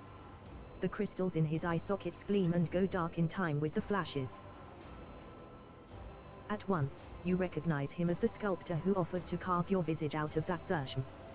The old man does not seem to notice you. All his attention is focused on the strange altar. Bodyguard for private conversation? Isn't it there's a bit too much? Times are troubled, as you know. I want everything to go according to plan. The governor is dead. Is that your doing? Don't be ridiculous. I couldn't swallow a manhole even if I wanted to. Bluff throws up his arms in an exaggerated fashion. The Lacerax, fool. You unleashed it on the governor, don't try to deny it. That is the governor. It seems humor is not part of the vocabulary of the Emperor's servants. But truth should be.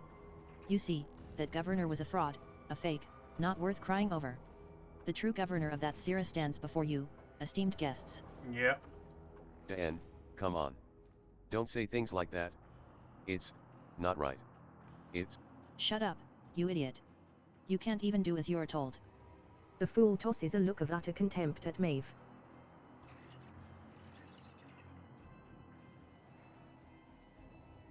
What was it Maeve should have done, Bluff? Bring you here, to the altar of change, and not ask questions. So simple, but she couldn't even manage that.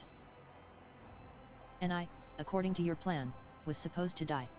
Solomon raises the palm of his hand that holds the invisible mark of the data brand. Exactly. I don't need you. But don't worry, I've planned for this as well. Tavrisk, are you ready? Bluff smirks, clearly enjoying his imaginary power. Or is it real? Solomon turns slightly away from the fool and makes a series of furtive hand signals, telling you to stall while the cybermastiff gets into position. The preparations are complete, my lord. Barely able to take his eyes off the dark altar, the sculptor hobbles toward the edge of the balcony.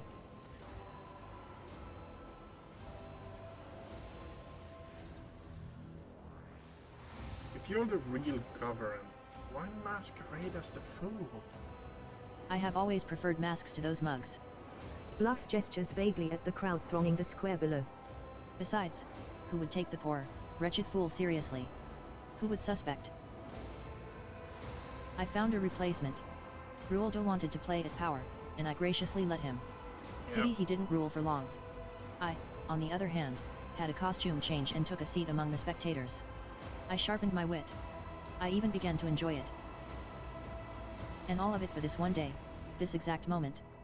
The elation in his voice sounds almost maniacal.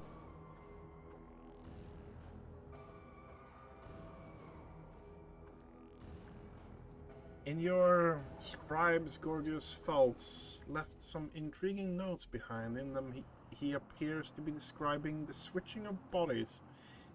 Is that part of the plan? You are perceptive. My previous experiments were failures. You have met some of them, particularly Fault himself. Remember the crazy mutant by the Phasmophorius? Oh, you should have seen your face. Mocking laughter erupts beneath the mask, making the fool's body shake all over. And you will. This time it will work. The arbitrator gives you a subtle nod. The cybermastiff is close enough for a decisive lunge.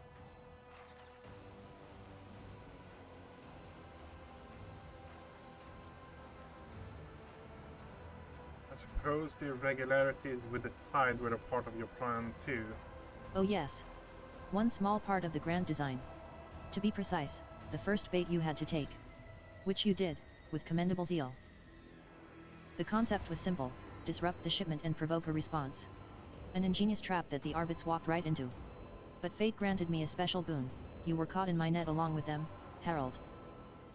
You didn't trap anyone, you shot yourself in the foot. Only an idiot would think they could outmatch a rogue traitor and a proctor together. Governor, fool, or perhaps you are just a madman, Bluff. Do I have to be any one thing? Bluff chuckles darkly.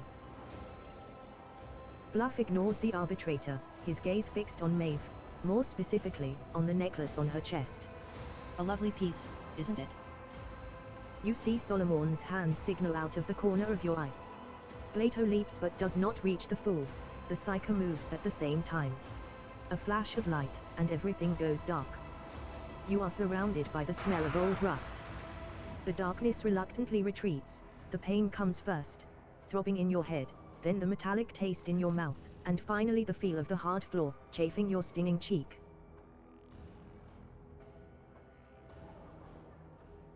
Pretty bauble, I take it.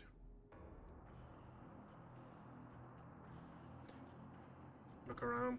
You see Bluff through the bars of the cage. The mocking smile on his sinister mask seems to grow even broader, or is it a trick of the light? Maeve, as white as a sheet, with a dark abrasion on her face, weeps quietly as she stands stock still beside the fool. There are markings on the floor at your feet, a crooked circle bordered by unholy symbols. Bluff is standing in the center of an identical circle. You hear a quiet, measured scraping sound and an old man's muttering coming from the depths of the hall. The few words you manage to catch sound nothing like Gothic. Rogue trader? Can you hear me? You turn to the voice. Solomon is trapped in one of the side cells. Apart from a bleeding bruise on his forehead, he appears unharmed. Maeve's necklace is more than just a pretty bauble, I take it. Much more. You see, with the right knowledge, the right tools, and some complex rituals, people can transform a simple, dirty blue pebble from the depths of that Thassera into something truly special. However, it's a bit late for you to do anything with that information.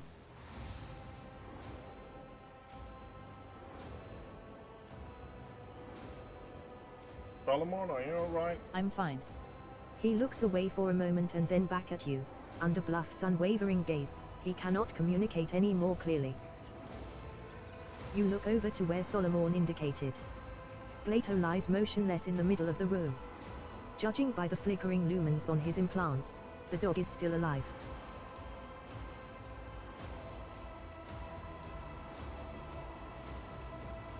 When I get out of here, you're dead. Enough chit-chat. Tavrisk, begin. The old man with the Thassera chemise, wheezing raspily, spews a torrent of unholy words from his toothless mouth, and the markings beneath your cage seem to breathe in, glowing with crimson light. Maeve's gaze leaps from you to Bluff in alarm. Teredin's eyes widen as she realizes what is happening. Dan, stop. Her slight form crashes into the fool, pushing him out of the center of the circle. The world explodes into shards, suffused with a blinding light that burns out your eye sockets, incinerates the air in your lungs, and makes your heart judder in your chest. And finally, darkness descends, impenetrable and absolute, encompassing everything. It cradles you, dissolving everything that was once you. You are bobbing like a boat tossed upon the waves. Colors and sounds meld into a cacophony, stirring up nausea in this exhausted body. You blink, and the patches of color fall into place, or do they? Across from you, in the cage, you see a frightened, disoriented face, an expression you have never seen in a mirror. At your feet lies a gaudy mask that has fallen from the fool's face. Covering his wrinkled visage with both hands, the ugly and enraged governor of Thassera rises hastily on trembling legs. Staring daggers at you, Ruoldo shrieks. Seize her. Seize Maeve. The guard takes a heavy step in your direction. The look on his face promises nothing pleasant. Solomon, now! A sweet, melodious voice rings out, not yours. Glato, attack.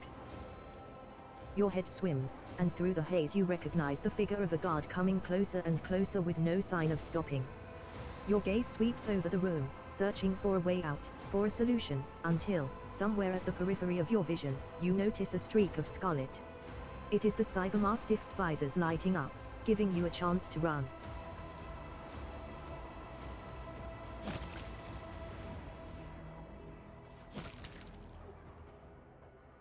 Okay.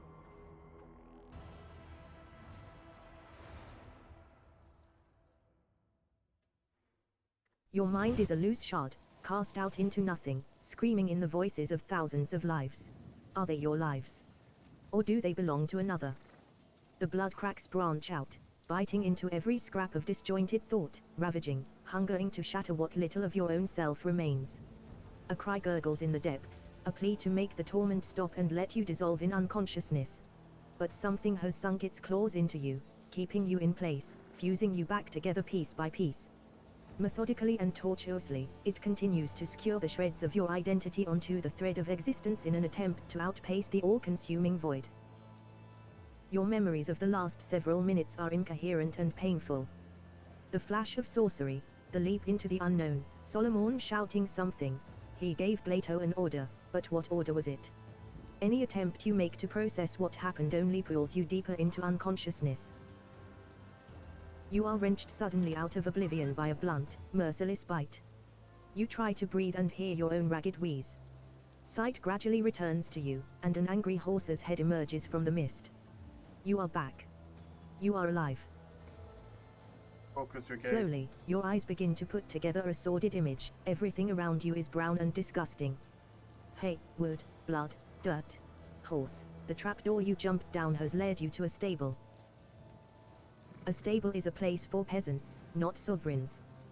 But, somehow, your body remembers the sense of poverty. Your consciousness expands heavily, like sick lungs. You remember a large basket, bundles of food clutched in your hands, and the grateful smiles of the hungry.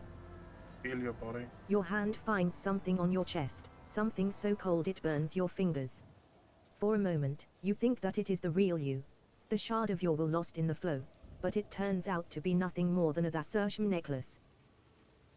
As you look at it, the crystal stares back at you with its still blue eye. The fool's wrinkled face suddenly emerges from the reflection, and his gloating voice seems to hang at the edge of your awareness.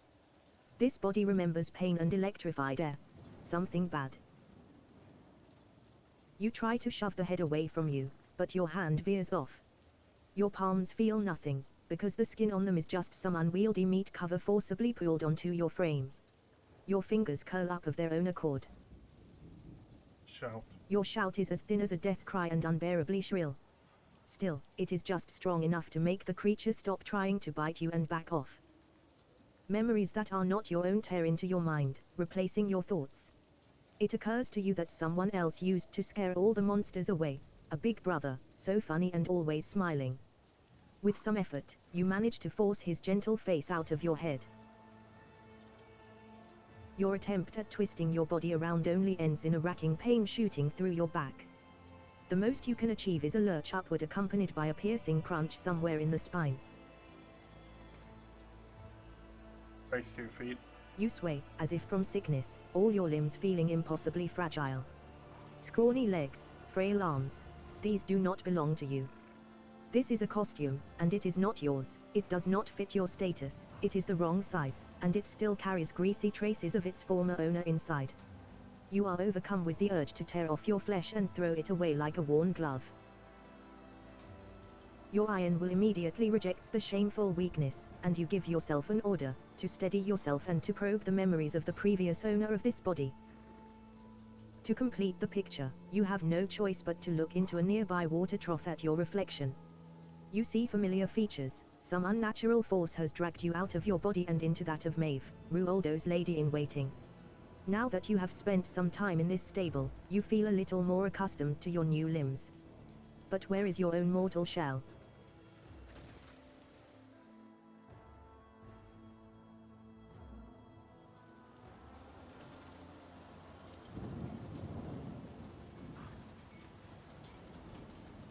The cybermastiff does not respond to nudges or commands. The lumens on its head are blinking with troubling agitation. A mountain of vegetable waste rises up ahead, next to which stands a rusty pitchfork. Your attention is drawn to something pale pink, half buried under the waste and looking suspiciously like a limb. Investigate the... You pull out the strange object from the pile. What emerges is a human forearm, crudely severed at the elbow. The horse behind you sniffs and cranes its neck. Take the arm. You pick up what used to be someone's arm. The horse looks at the dead fingers greedily. Yep. This could be a decent weapon if not for one problem: you lack the strength to pull it free from the earth. Step away from... You slip back through the fence. The horse snorts restlessly behind you.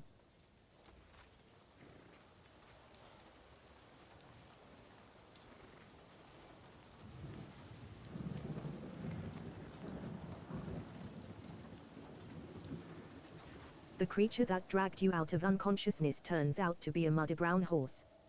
From the darkness, the beast follows you with its large, black eyes. It looks hungry and frightened. Boss. Coercion. Examine the horse. The horse snorts and shows you its large teeth. It is unclear what this creature usually feeds on. but right now, it would happily munch on your fingers. Look around the stable. The horse must have smashed through the stall to reach you. You immediately note the empty trough and the fetid pile of vegetable tops under your feet. For the moment, the approach to the rotting waste is blocked by an iron fence. The horse whinnies restlessly as it casts its eye toward the barrier. Toss the corpse part over the stable door. The animal's nostrils flare in agitation. It pauses for a second, watching the arm's trajectory, then trots after the treat with... Snorting frantically, the horse hurtles toward the stable door and smashes straight through it.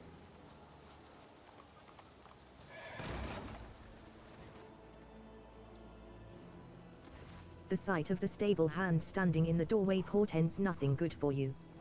The man's face is savage, and glinting in his hand is meat cleaver. Not so noisy anymore, are you, you little wench? I'll skin you alive. Call for help. You take a deep breath and scream as loud as you can. Your voice rings pitifully. This cry may be your last. You see your new reflection in the blade of the cleaver. There is no way out. At least this foray into the life of Thasserian peasantry has been a short one. An abrupt metallic clang rattles the stable. Something very heavy is coming your way at terrifying speed. The cleaver, raised for a strike, falls from the man's hand as he screams, assailed by a whirlwind of fangs, fur, and metal. Having emerged from the gloom, the cybermastiff does not give the stable hand even a single chance. After ripping out a part of his spine, the beast spits out the corpse and looks up at you. You notice a dent in one of the cybermastiff's implants. He has taken a beating. It is hard to say whether he received this injury at the time of your capture or during his escape from the castle. Glato stares at you for a while, then barks and turns to scan the area. He is clearly waiting for orders. A cybermastiff listens only to its arbit's master. The fact that Glato is here means that Solomon has ordered him to follow you through the trapdoor. The arbitrator must have adjusted Glato's priorities to have him guard you.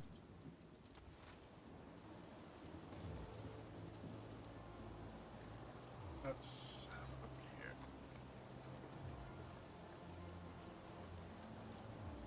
The enormous gate is locked fast.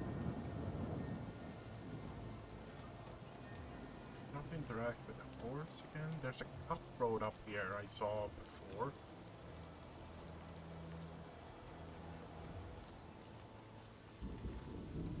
One-eyed cutthroat, cutthroat, cutthroat. You know what? That's the only way to get here.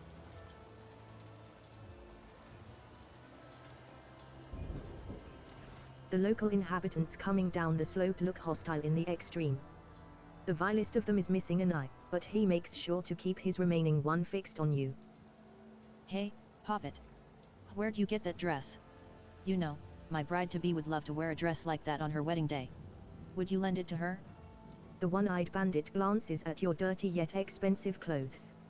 Something tells you that these people would gladly peel the dress off you, right along with your skin. Of course I lend it to you. Right after I flay you where you stand, scum.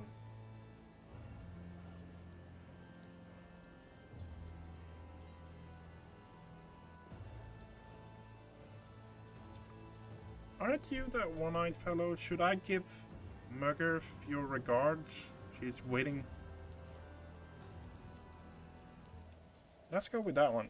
Aren't you that one-eyed fellow? Should I give Muggerf my regards? She's waiting for me up ahead.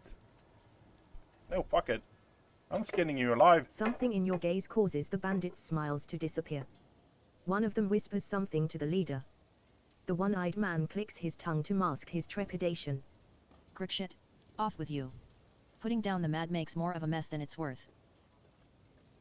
The bandits let you pass, having seemingly lost all interest in you.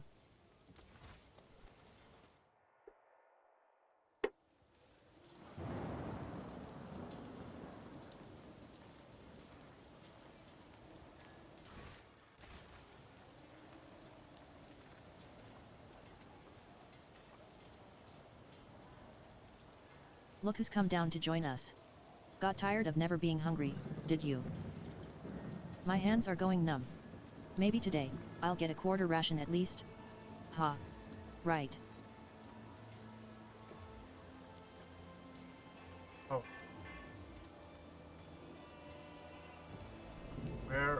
day. My eyes. My precious eyes. Yeah, it smelled like singe stuff continuously.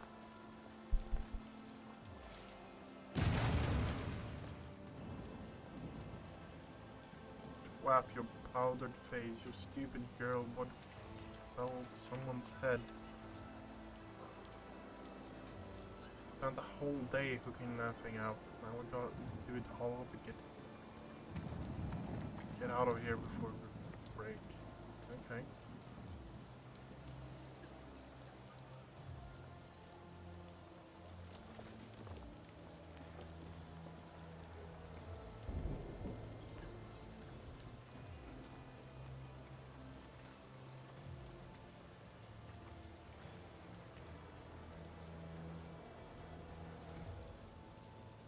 The wheel is similar to the ones used to raise the enormous elevator in the central square. This one, however, has completely rusted through with age.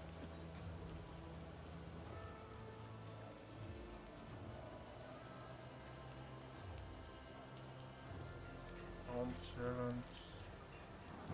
Maeve coming, maybe she's pinched a few lordly leftovers for us again. Half sunk in malodorous mud, the houses, if one can call them that, are packed together like pubes on a plague-stricken body.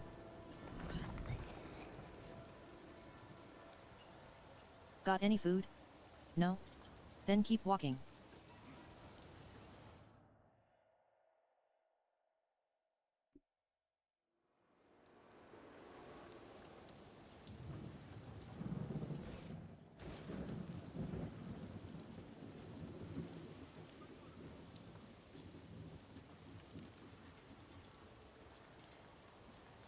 I don't need the cargo.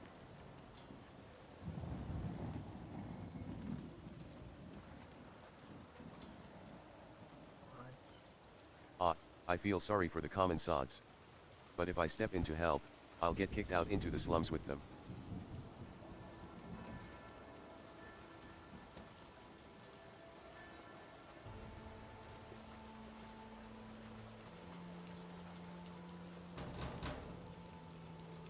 Okay, Maeve, is that you? Hold on, I'll get it.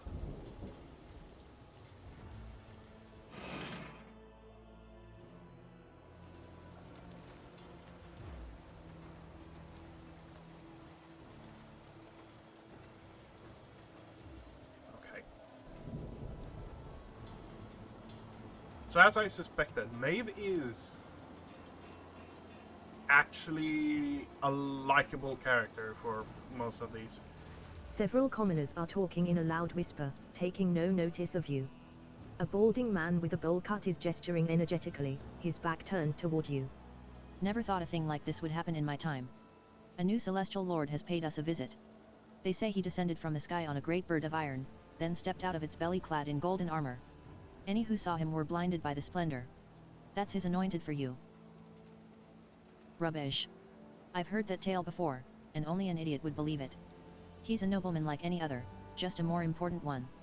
Treats everyone like dirt and pushes people around worse than any of our own nobles do. But that's the way it is, isn't it? It's the god emperor's will that their place be at the top and ours in the dust. It's how the world works. Next thing you know, that celestial lord will make this whole place his own. The pot-bellied man runs a finger under his nose, leaving a clean patch on his grimy face. Okay. Oh, I wish it was like you said, but something tells me bad things are coming now that he's here. I heard the new celestial lord. Wait, look, that's Maeve over there. She served the celestial lord herself. She can tell us all about it. Hey, Maeve. The small crowd rushes toward you. I want to... You want me to tell you about the celestial well? Well, I do know a thing or two. The people's eyes light up with curiosity at your words. They hurriedly gather around you, ready to hear something extraordinary. I was told the celestial lord accepted the key to that Thassera from the court fool's hands himself. He didn't shun the fool, he didn't beat him. So gracious. The servant whispers with reverence. That's how it happened. Right, Maeve?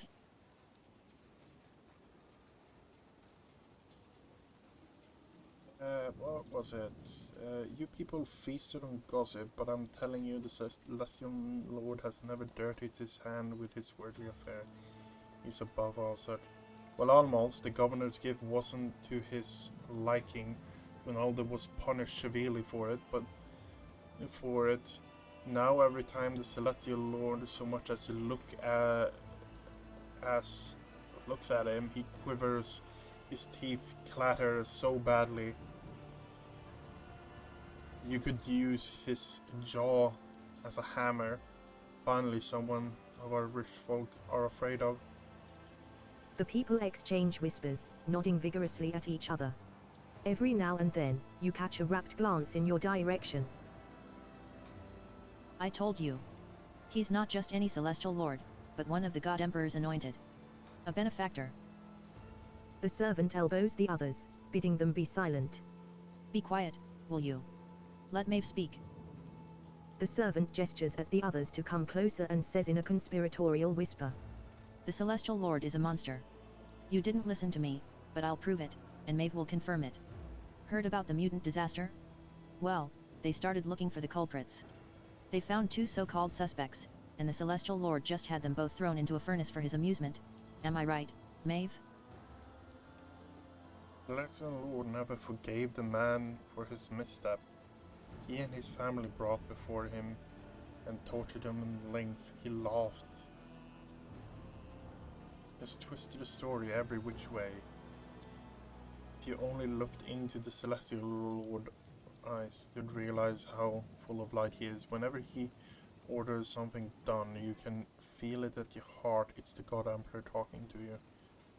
It was only right. Justice had to be served, but then he generously compensated the families of all those who lost their providers, now that they don't have to lift a finger for the rest of their lives. The 3 nudge each other in the side, nodding toward you. The details have clearly impressed them. The celestial lord is honorable and righteous. Naysayers envy him, so they want to drag his name through the mud. All they do is prove me right. I wish I could get a closer look, just for a moment. Just one look, is all I ask.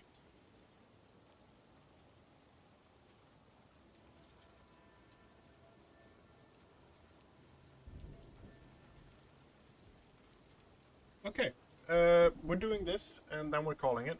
The trio falls silent for a while, each lost in their own thoughts.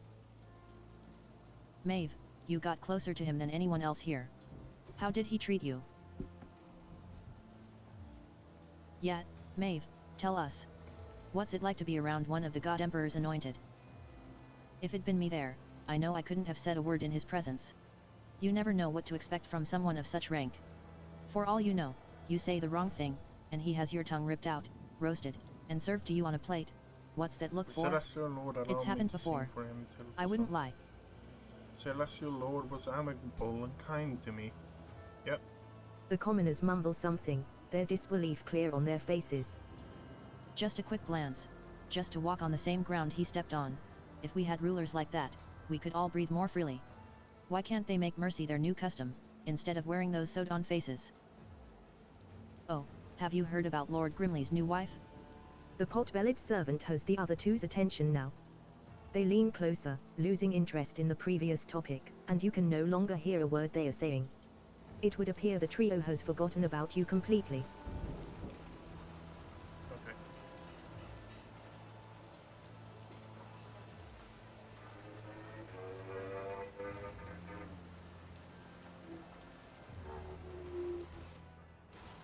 Okay, we are going to save here for 2 major, for one reason. The calf needs feeding. It's going to happen very soon, 8 o'clock roughly, and there are actually lightning hits semi close to where I live, so I'm just going to call it here. We're going to save.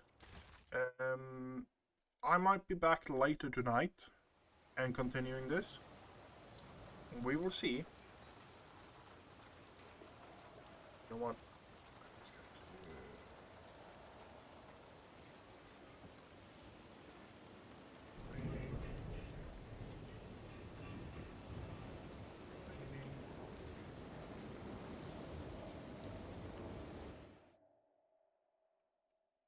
2-minute saving here. The vox in your companion's hand is speaking in your own voice. There is no need for concern. The proctor and I are in the middle of examining the documents, together with the governor. I will be back as soon as we are done here. There is a loud click, indicating that the other side has cut the connection. Abelard furrows his brow. What he just heard does not sit well with the old officer. Oh, I feel uneasy, even though the Lord Captain did report that everything is fine. Something about his voice wasn't quite right. Then again, the proctor is there too. Activating standby mode. Pasquale emits a quiet hum as he begins his binary prayer.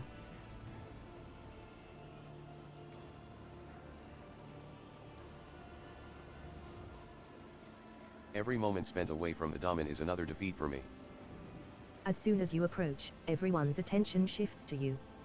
For now, their reaction feels closer to pent-up irritation than outright hostility. Last, I found you. I need your help. They take no notice of you at first. But after a moment, one by one, they turn their gazes to you. Silence falls over the street. Humph. My dear, were you not the one assigned to watch over the rogue trader? Cassia frowns, covering her mouth with her hand. These colors, it is as though they had been copied from those I usually see around the Lord Captain. Look, I have Solomon Cybermaster. Would he order this dog to guard someone... to guard the Thracian sit? This statement is potentially true. Cybermastiff protocols are difficult to breach and override, much less.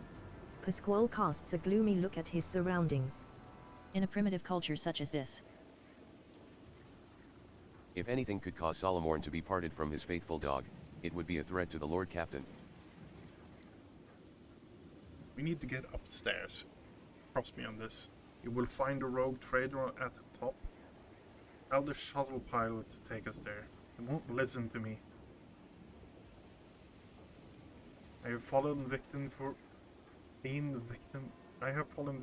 profane sorcery. I need my body back. Do not weep, child. I will cut your thread quickly and painlessly before your soul succumbs to corruption. We need to get upstairs. Just trust me on this. You will find a rogue trader at the top. Tell the shuttle pilot to take us there. He won't listen to me. The suggestion to stop puzzling over your identity and start acting seems to have had an effect. At least, no one is arguing with you anymore. I said yes.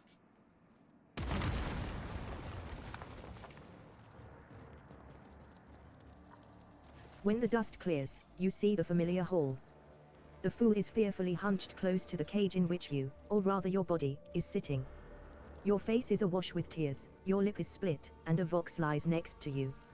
In a cage to the side stands Solomon, glaring through the bars at the true governor of Thassera. Upon seeing you and Glato, the proctor straightens. It seems he was just waiting for your return.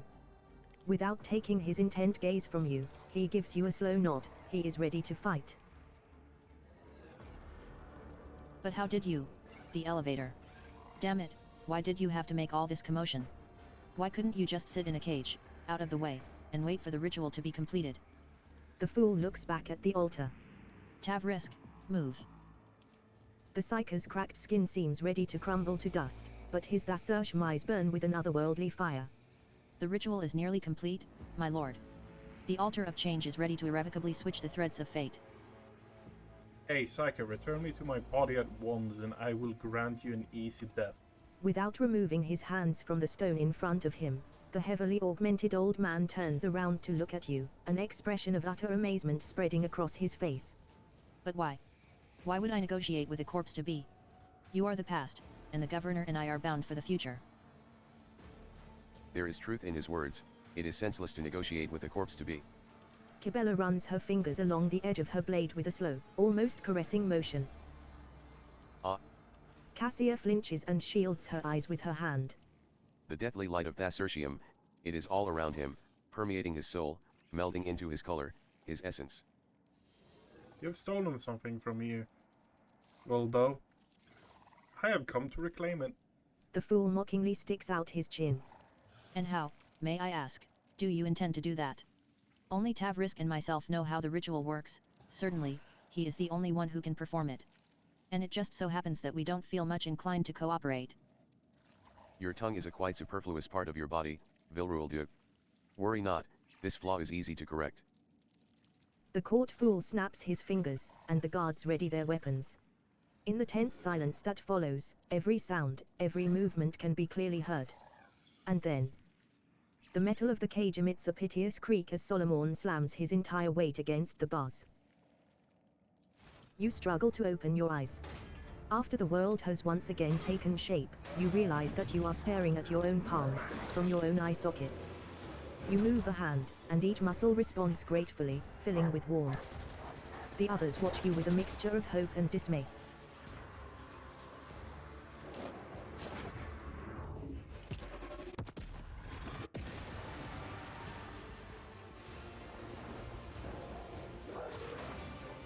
Oh, Glato. Maeve, the real Maeve, looks at you through watering eyes. Myself again, it was so. She lacks the strength for anything more, and her body collapses to the ground.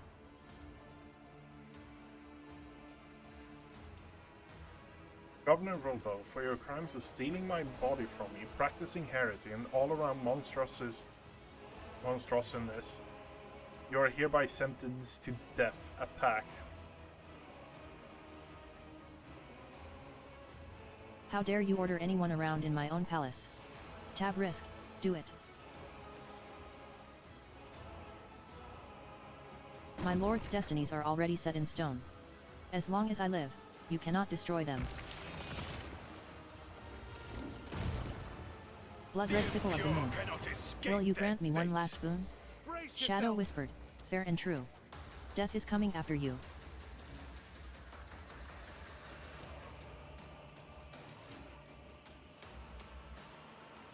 What is this?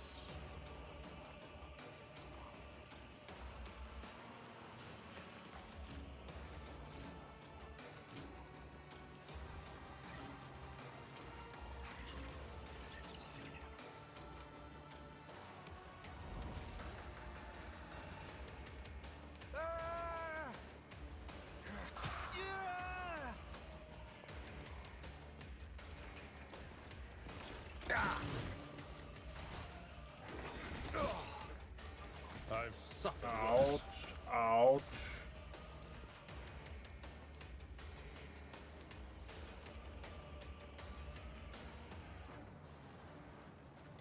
What is this? Bomb my circle. It won't take long.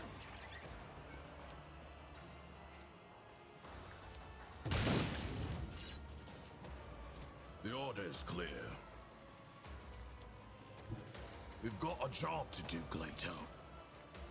Accepted. Blood-red sickle of the moon. Will you grant me one last boon? Shadow whispered, fair and true. Death is coming after you. The order is clear.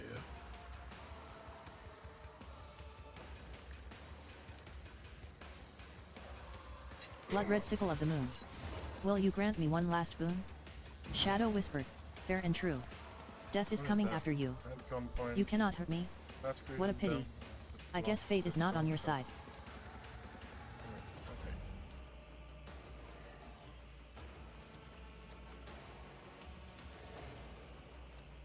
I am your blade and shield.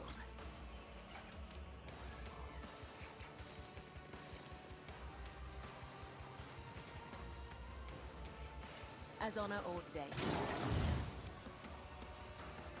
This goes against the tenets.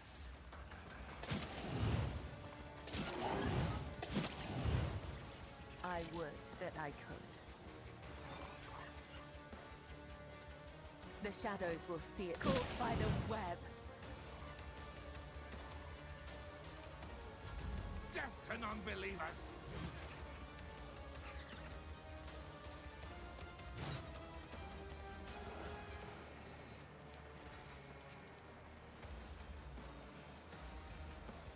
Oh, field medicine at its finest.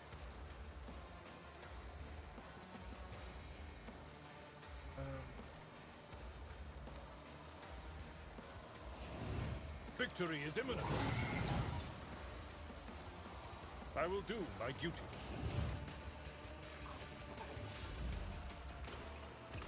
My armor is contempt.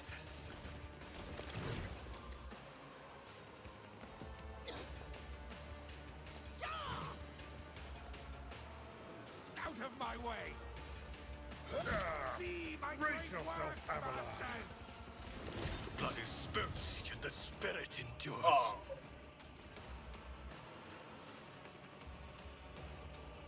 I am a navigator, not a servitor. I shall not fail.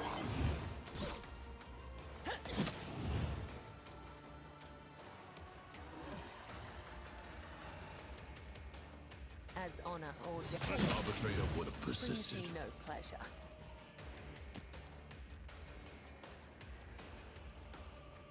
Okay. As the tenets demand. The shadows will see it done.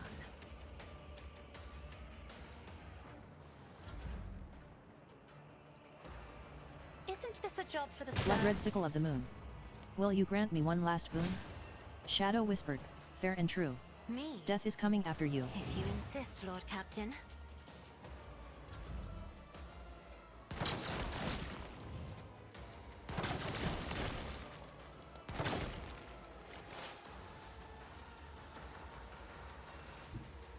Advancing.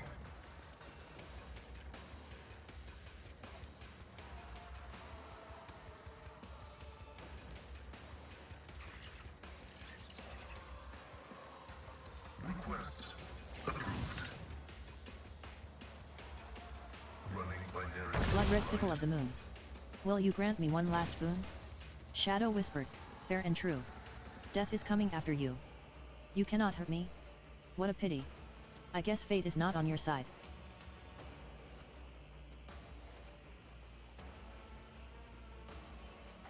The Omnissiah knows all, comprehends all. Chaos guides me.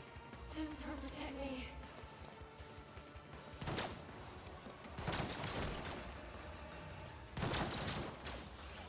Let's make it quick. Blood red sickle of the moon. Will you grant me one last boon? Shadow whispered, fair and true. Death is coming after you. You cannot hurt me. What a pity. I guess fate is not on your side. Yeah! I can't stand it.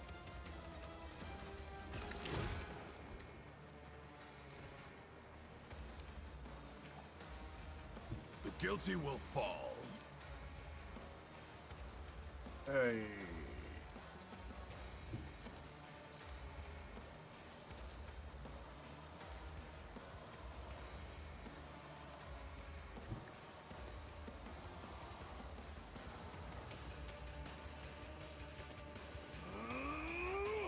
Understood. Blood red sickle of the moon. Ends in death. Will you grant me one last boon? Shadow whispered, fair and true. Death is coming after you.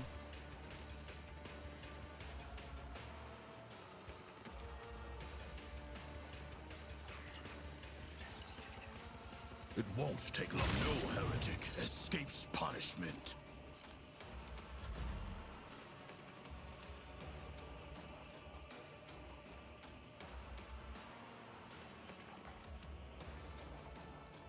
Isn't Link machines breaking in and forth the point the entrance strength.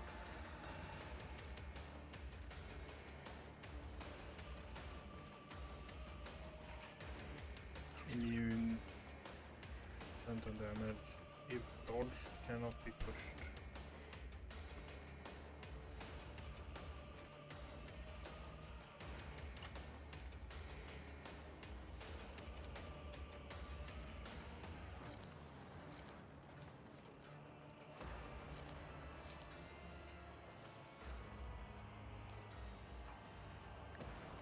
Blood red sickle of the moon. Will you grant me one last boon? Shadow whispered, fair and As true. honor ordained. Death is coming after you. No.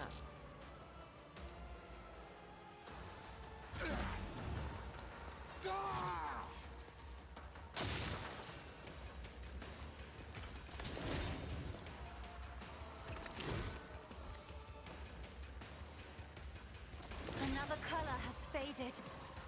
Ouch.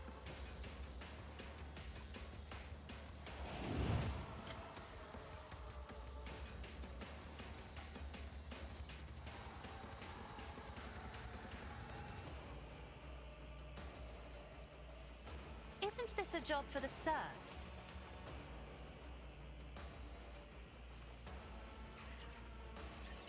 Trust me. This goes against the tenets.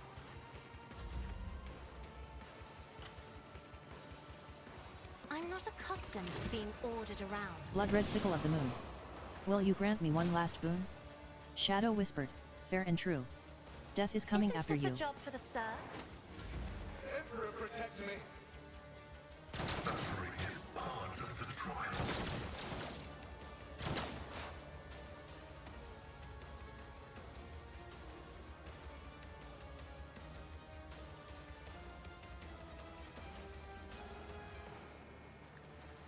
Blood-red sickle of the moon. Will you grant me one last boon? Shadow whispered, fair and true. Death is coming after you. Increased. Setting target parameters for tech familiar unit.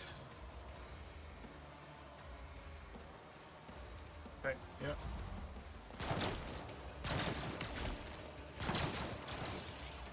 Hold on! Blood-red sickle of the moon. Will you grant me one last boon? Shadow whispered, fair and true. Death is coming after you. Aim for the heart next time.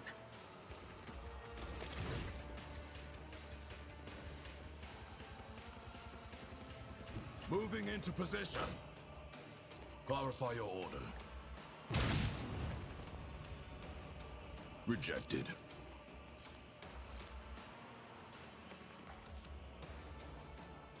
Even my dog wouldn't do that.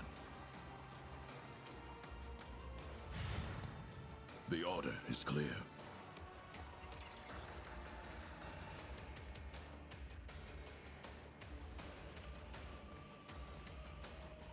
Waste of time.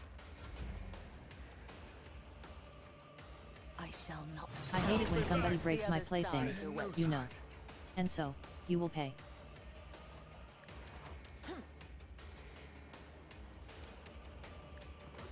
You cannot hurt me. What a pity. I guess fate is not As on your honor side. ordains. I am so tired of you all. Just die already. Is that so difficult?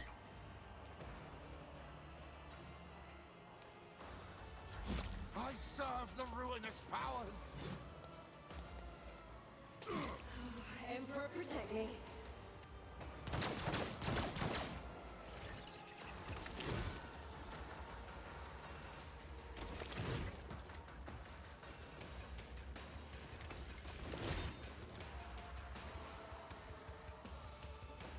I am a navigator, not a servitor. Isn't this a job for the serfs? My blade whispers your name. You cannot hurt me. What a pity. I guess I fate would is not if on I your could. side. I am so tired of you all. Just die already. Me? Is that so difficult? If you insist, Lord Captain. I'm not accustomed to being ordered around. Blood-red as sickle of duty the moon. demands. Will you grant me one last boon? Shadow whispered, fair and true. Death is coming after you. Me? I hate it when somebody If you breaks my insist, Lord playthings, Captain. you know. And so, you will pay.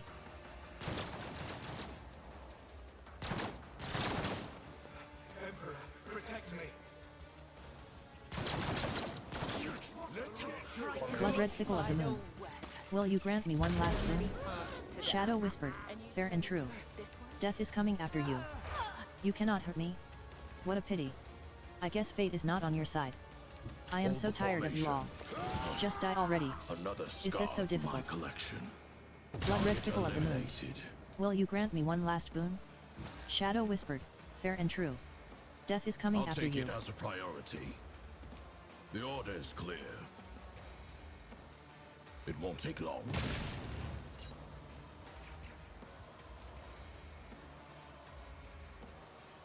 Face the living weapon of the Lex! One of us would be enough. Blood-red sickle of the moon. Will you grant me one last boon? Shadow whispered, fair and true. Death is coming after you. I hate it when somebody breaks my playthings, you know. And so, you will pay. Let's test our skills, Glato.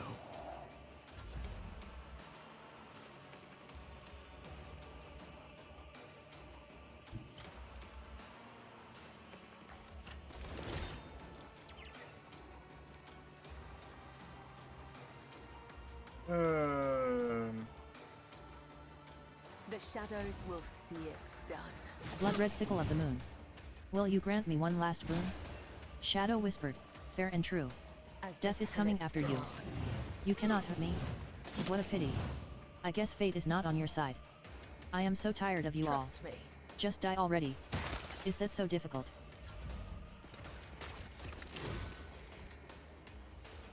I can handle this.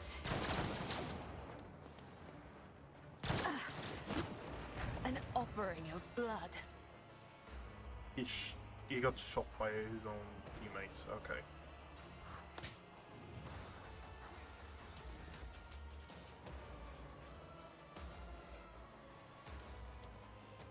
We've got a job to do, Glato.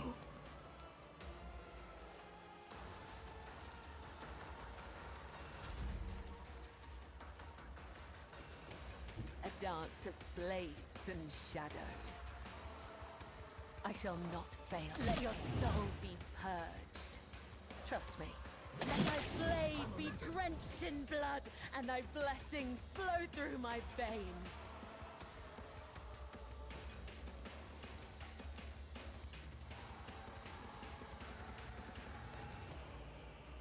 Okay.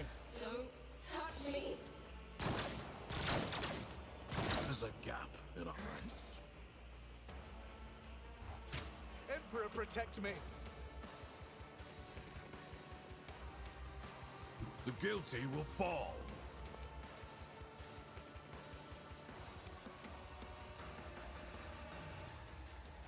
Accepted.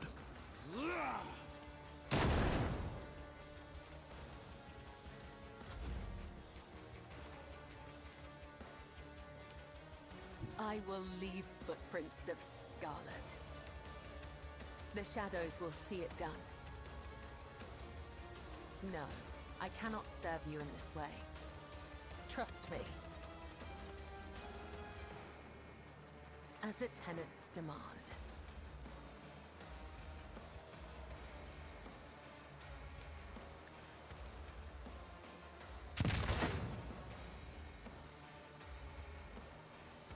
Okay.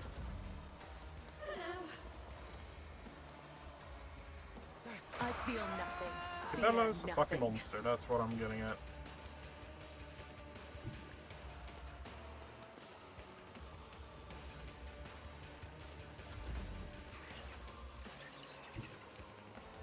Death comes in silence.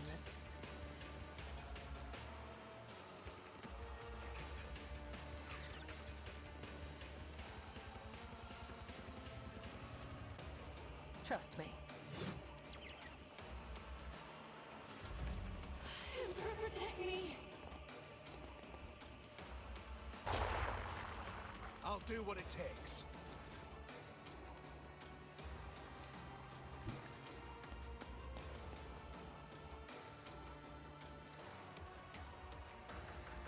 Moving into position.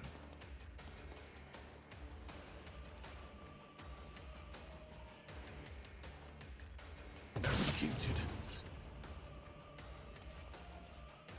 Understood.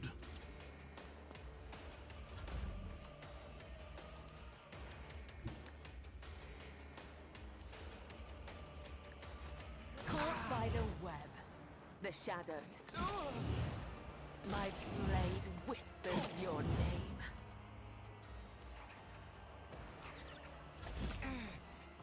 Killing brings me no pleasure. In the ensuing silence, a gurgling snicker becomes clearly audible. 1, 2, 3, 4, 5. I see our guest is too alive. 5, 4, 3, 2, 1. Start the gutting. Start the fun. The ugly shambles that Cease your inane mutterings. You may open your mouth when you are asked a question. And your answer had better be honest and to the point, or I swear by the Lex, I will make you speak, or rather, whatever remains of you after I finish preparing you for the interrogation. Are there... I can see what the clock is. Okay.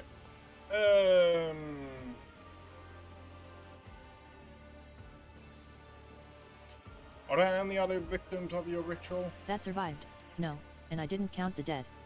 The ritual is a complex one to perform, so it took Tavrisk and me a long time to calibrate it. And you were the one it worked on. To think of all the possibilities that opened up, using the Altar of Change, I could have worked my way up to a Lord of Terra. What are you talking about? The very suggestion.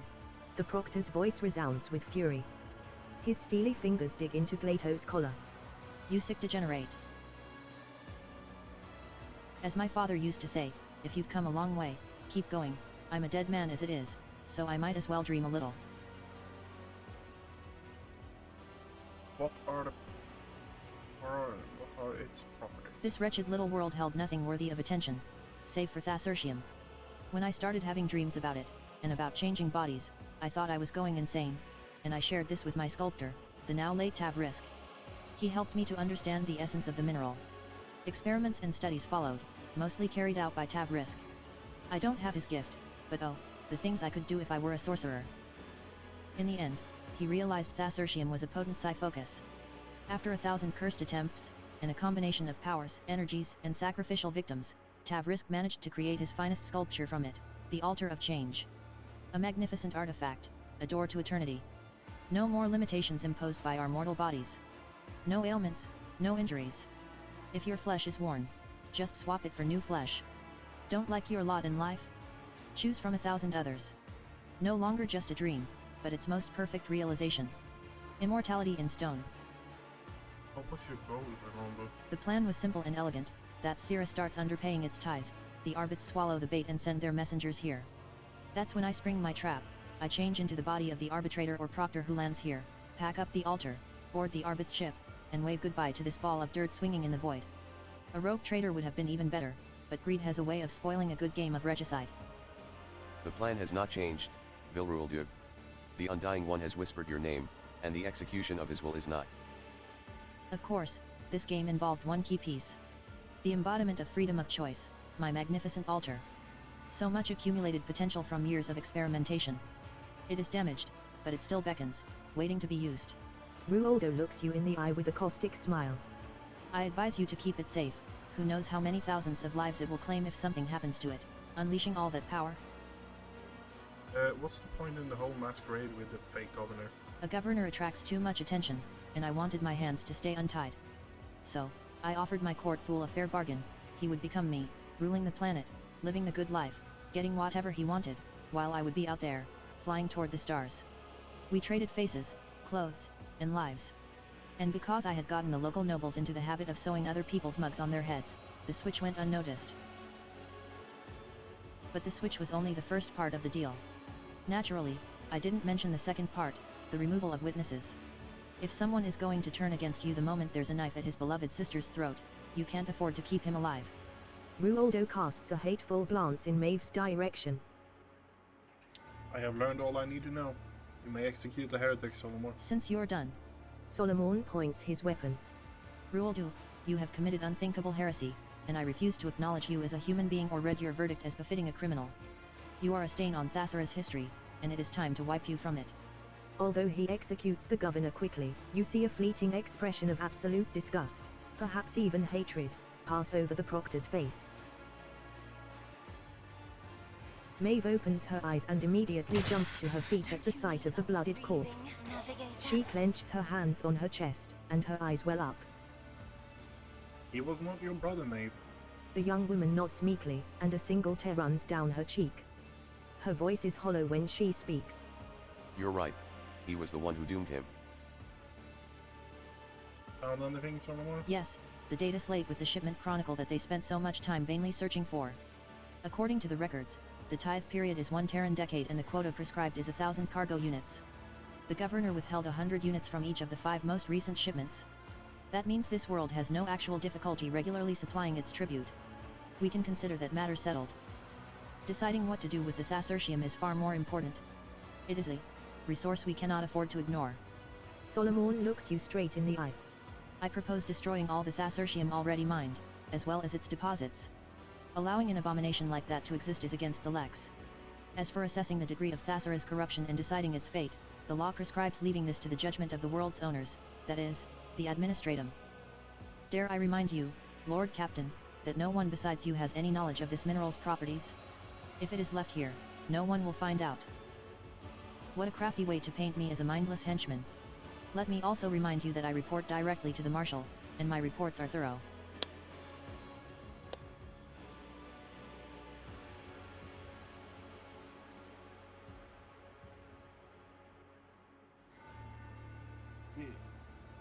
This world is beyond saving, it's very balanced. Exude heresy, I hereby order immediate destruction of Thassera and declare exterminatus of the planet. There will be a time coming to evacuate property. Let's do it your way, Solomon. Solution of the Lex Empire's demand, and I fully concur. Thank you, rogue traitor. This is the right choice. Maeve looks up at you pleadingly. My celestial lord, what am I to do now? And not a sliver of remorse. Just fear for her own skin. Do not be swayed by a criminal's tears. I have seen plenty of those, and they are worth nothing. Or, I should say, not worth more than a bullet. Thassera needs a new governor, and one we can trust. Please, not me. Anyone but me. Who would listen to a court upstart who used to be a chamber pot maid? Maeve blushes profusely as she realizes she has said too much. Relax, I will serve whatever governor I appoint from among the people whose loyalty I can trust. And you will report their every movement to me. As you wish, my celestial lord. Then, Thassera's fate is decided, and there is no point in staying here any longer. The heretic mentioned that destroying the altar would risk deaths among the local population. Whether he was lying or trying to manipulate us is irrelevant, the abomination must be destroyed. As for any casualties, the Emperor will know his own. As you approach the damaged altar, you feel an unpleasant weakness. You hear a faint ringing in your ears, as if the smooth surface of the stone is groaning from the wounds it has suffered. Destroy the altar. Yep. As you look up at the altar, the ringing in your ears intensifies for a moment. Rupturing your eardrums, the altar roars, threatening, promising to take thousands more with it. You are interrupted by an anxious voice from the Vox. Lord Captain, do you read? The shuttle pilot reported the rescue operation. Enforcers are on their way. What is your status? Are you alive? Had a Come very in. difficult day. Get me out of this blasted hole. Copy, Lord Captain. A moment of ringing silence, and then, 1,000 shards pierce your mind. A familiar voice coils around your thoughts, drowning them out. Are you leaving without even conversing with me, child? Without even asking yourself how such a vivid soul managed to remain intact after wandering in the darkness's embrace and donning another's guise. Such rare luck for a mortal. In the icy silence, you are struck with a series of incredibly lifelike recollections. You are not alone, and you never were. It was always there, in your shadow, in your blood, inside you. Yes, Harold. This luck is named the Edge of Daybreak. Had it not been for my sleepless gaze, your mind would have long since joined the mournful host of those who are no more. It was I who kept it whole and unharmed, for I could not allow such a radiant destiny to fall to some absurdity. But at times, I do wonder, is it worthy of my protection? You're nothing but a worm in the shadow of the Golden Throne. Reveal yourself to me and let's fight, or is hiding coward in the back of the person's thoughts all you're capable of doing? There it is, the ingratitude and obliviousness of the insects that call themselves humanity. I am no corporeal body that can be slain, child. All of time belongs to me, as does every thread in the tapestry of destinies. I need but touch one of them. You feel a sharp pain, and a trickle of blood runs down your temple. A taste of grim solemnity permeates the silence of your unseen interlocutor. But I am generous, I give my chosen children time to understand. and their time is so fleeting. The echo of the entity's voice lingers for a while, like the sound of distant thunder. We shall reclaim what is rightfully ours. I want to see what he has on him. Is it the heretical weapon? No, cruel fate, over-penetration, critical hit to gain an... That's a good sniper. That's a good sniper.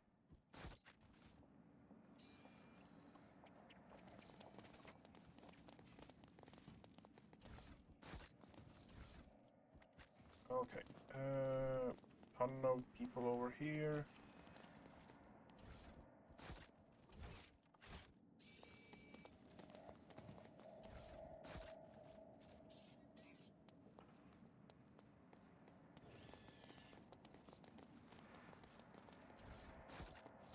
We are bound by the blood of martyrs.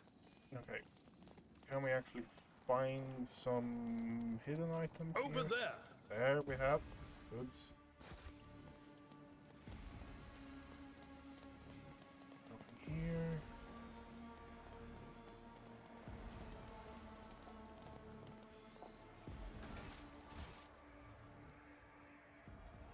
Other Discord corrupted.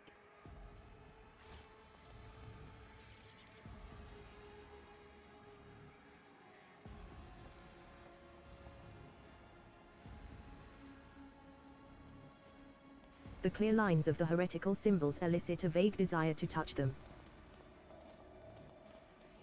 Okay.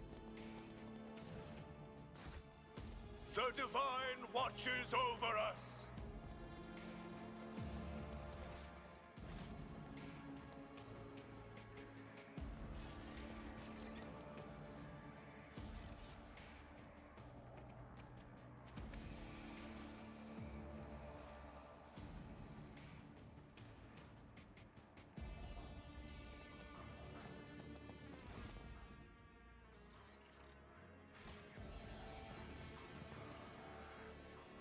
So it's just bugged. It's just bugged. You can't see them. Okay. Okay. We are saving here now. And we are calling it for today. For fuck's sake. It's been roughly 20 minutes since I said that last time. Okay. Anyway, good night, everyone. I'm going out to feed the calf and just enjoy the rest of the evening. Everything is getting uploaded on YouTube. I'm enjoying everyone. If you actually see this, you know what? If you actually see this, comment purple heart, and I might actually give you a copy of Rogue Trader. Because this is so obscure.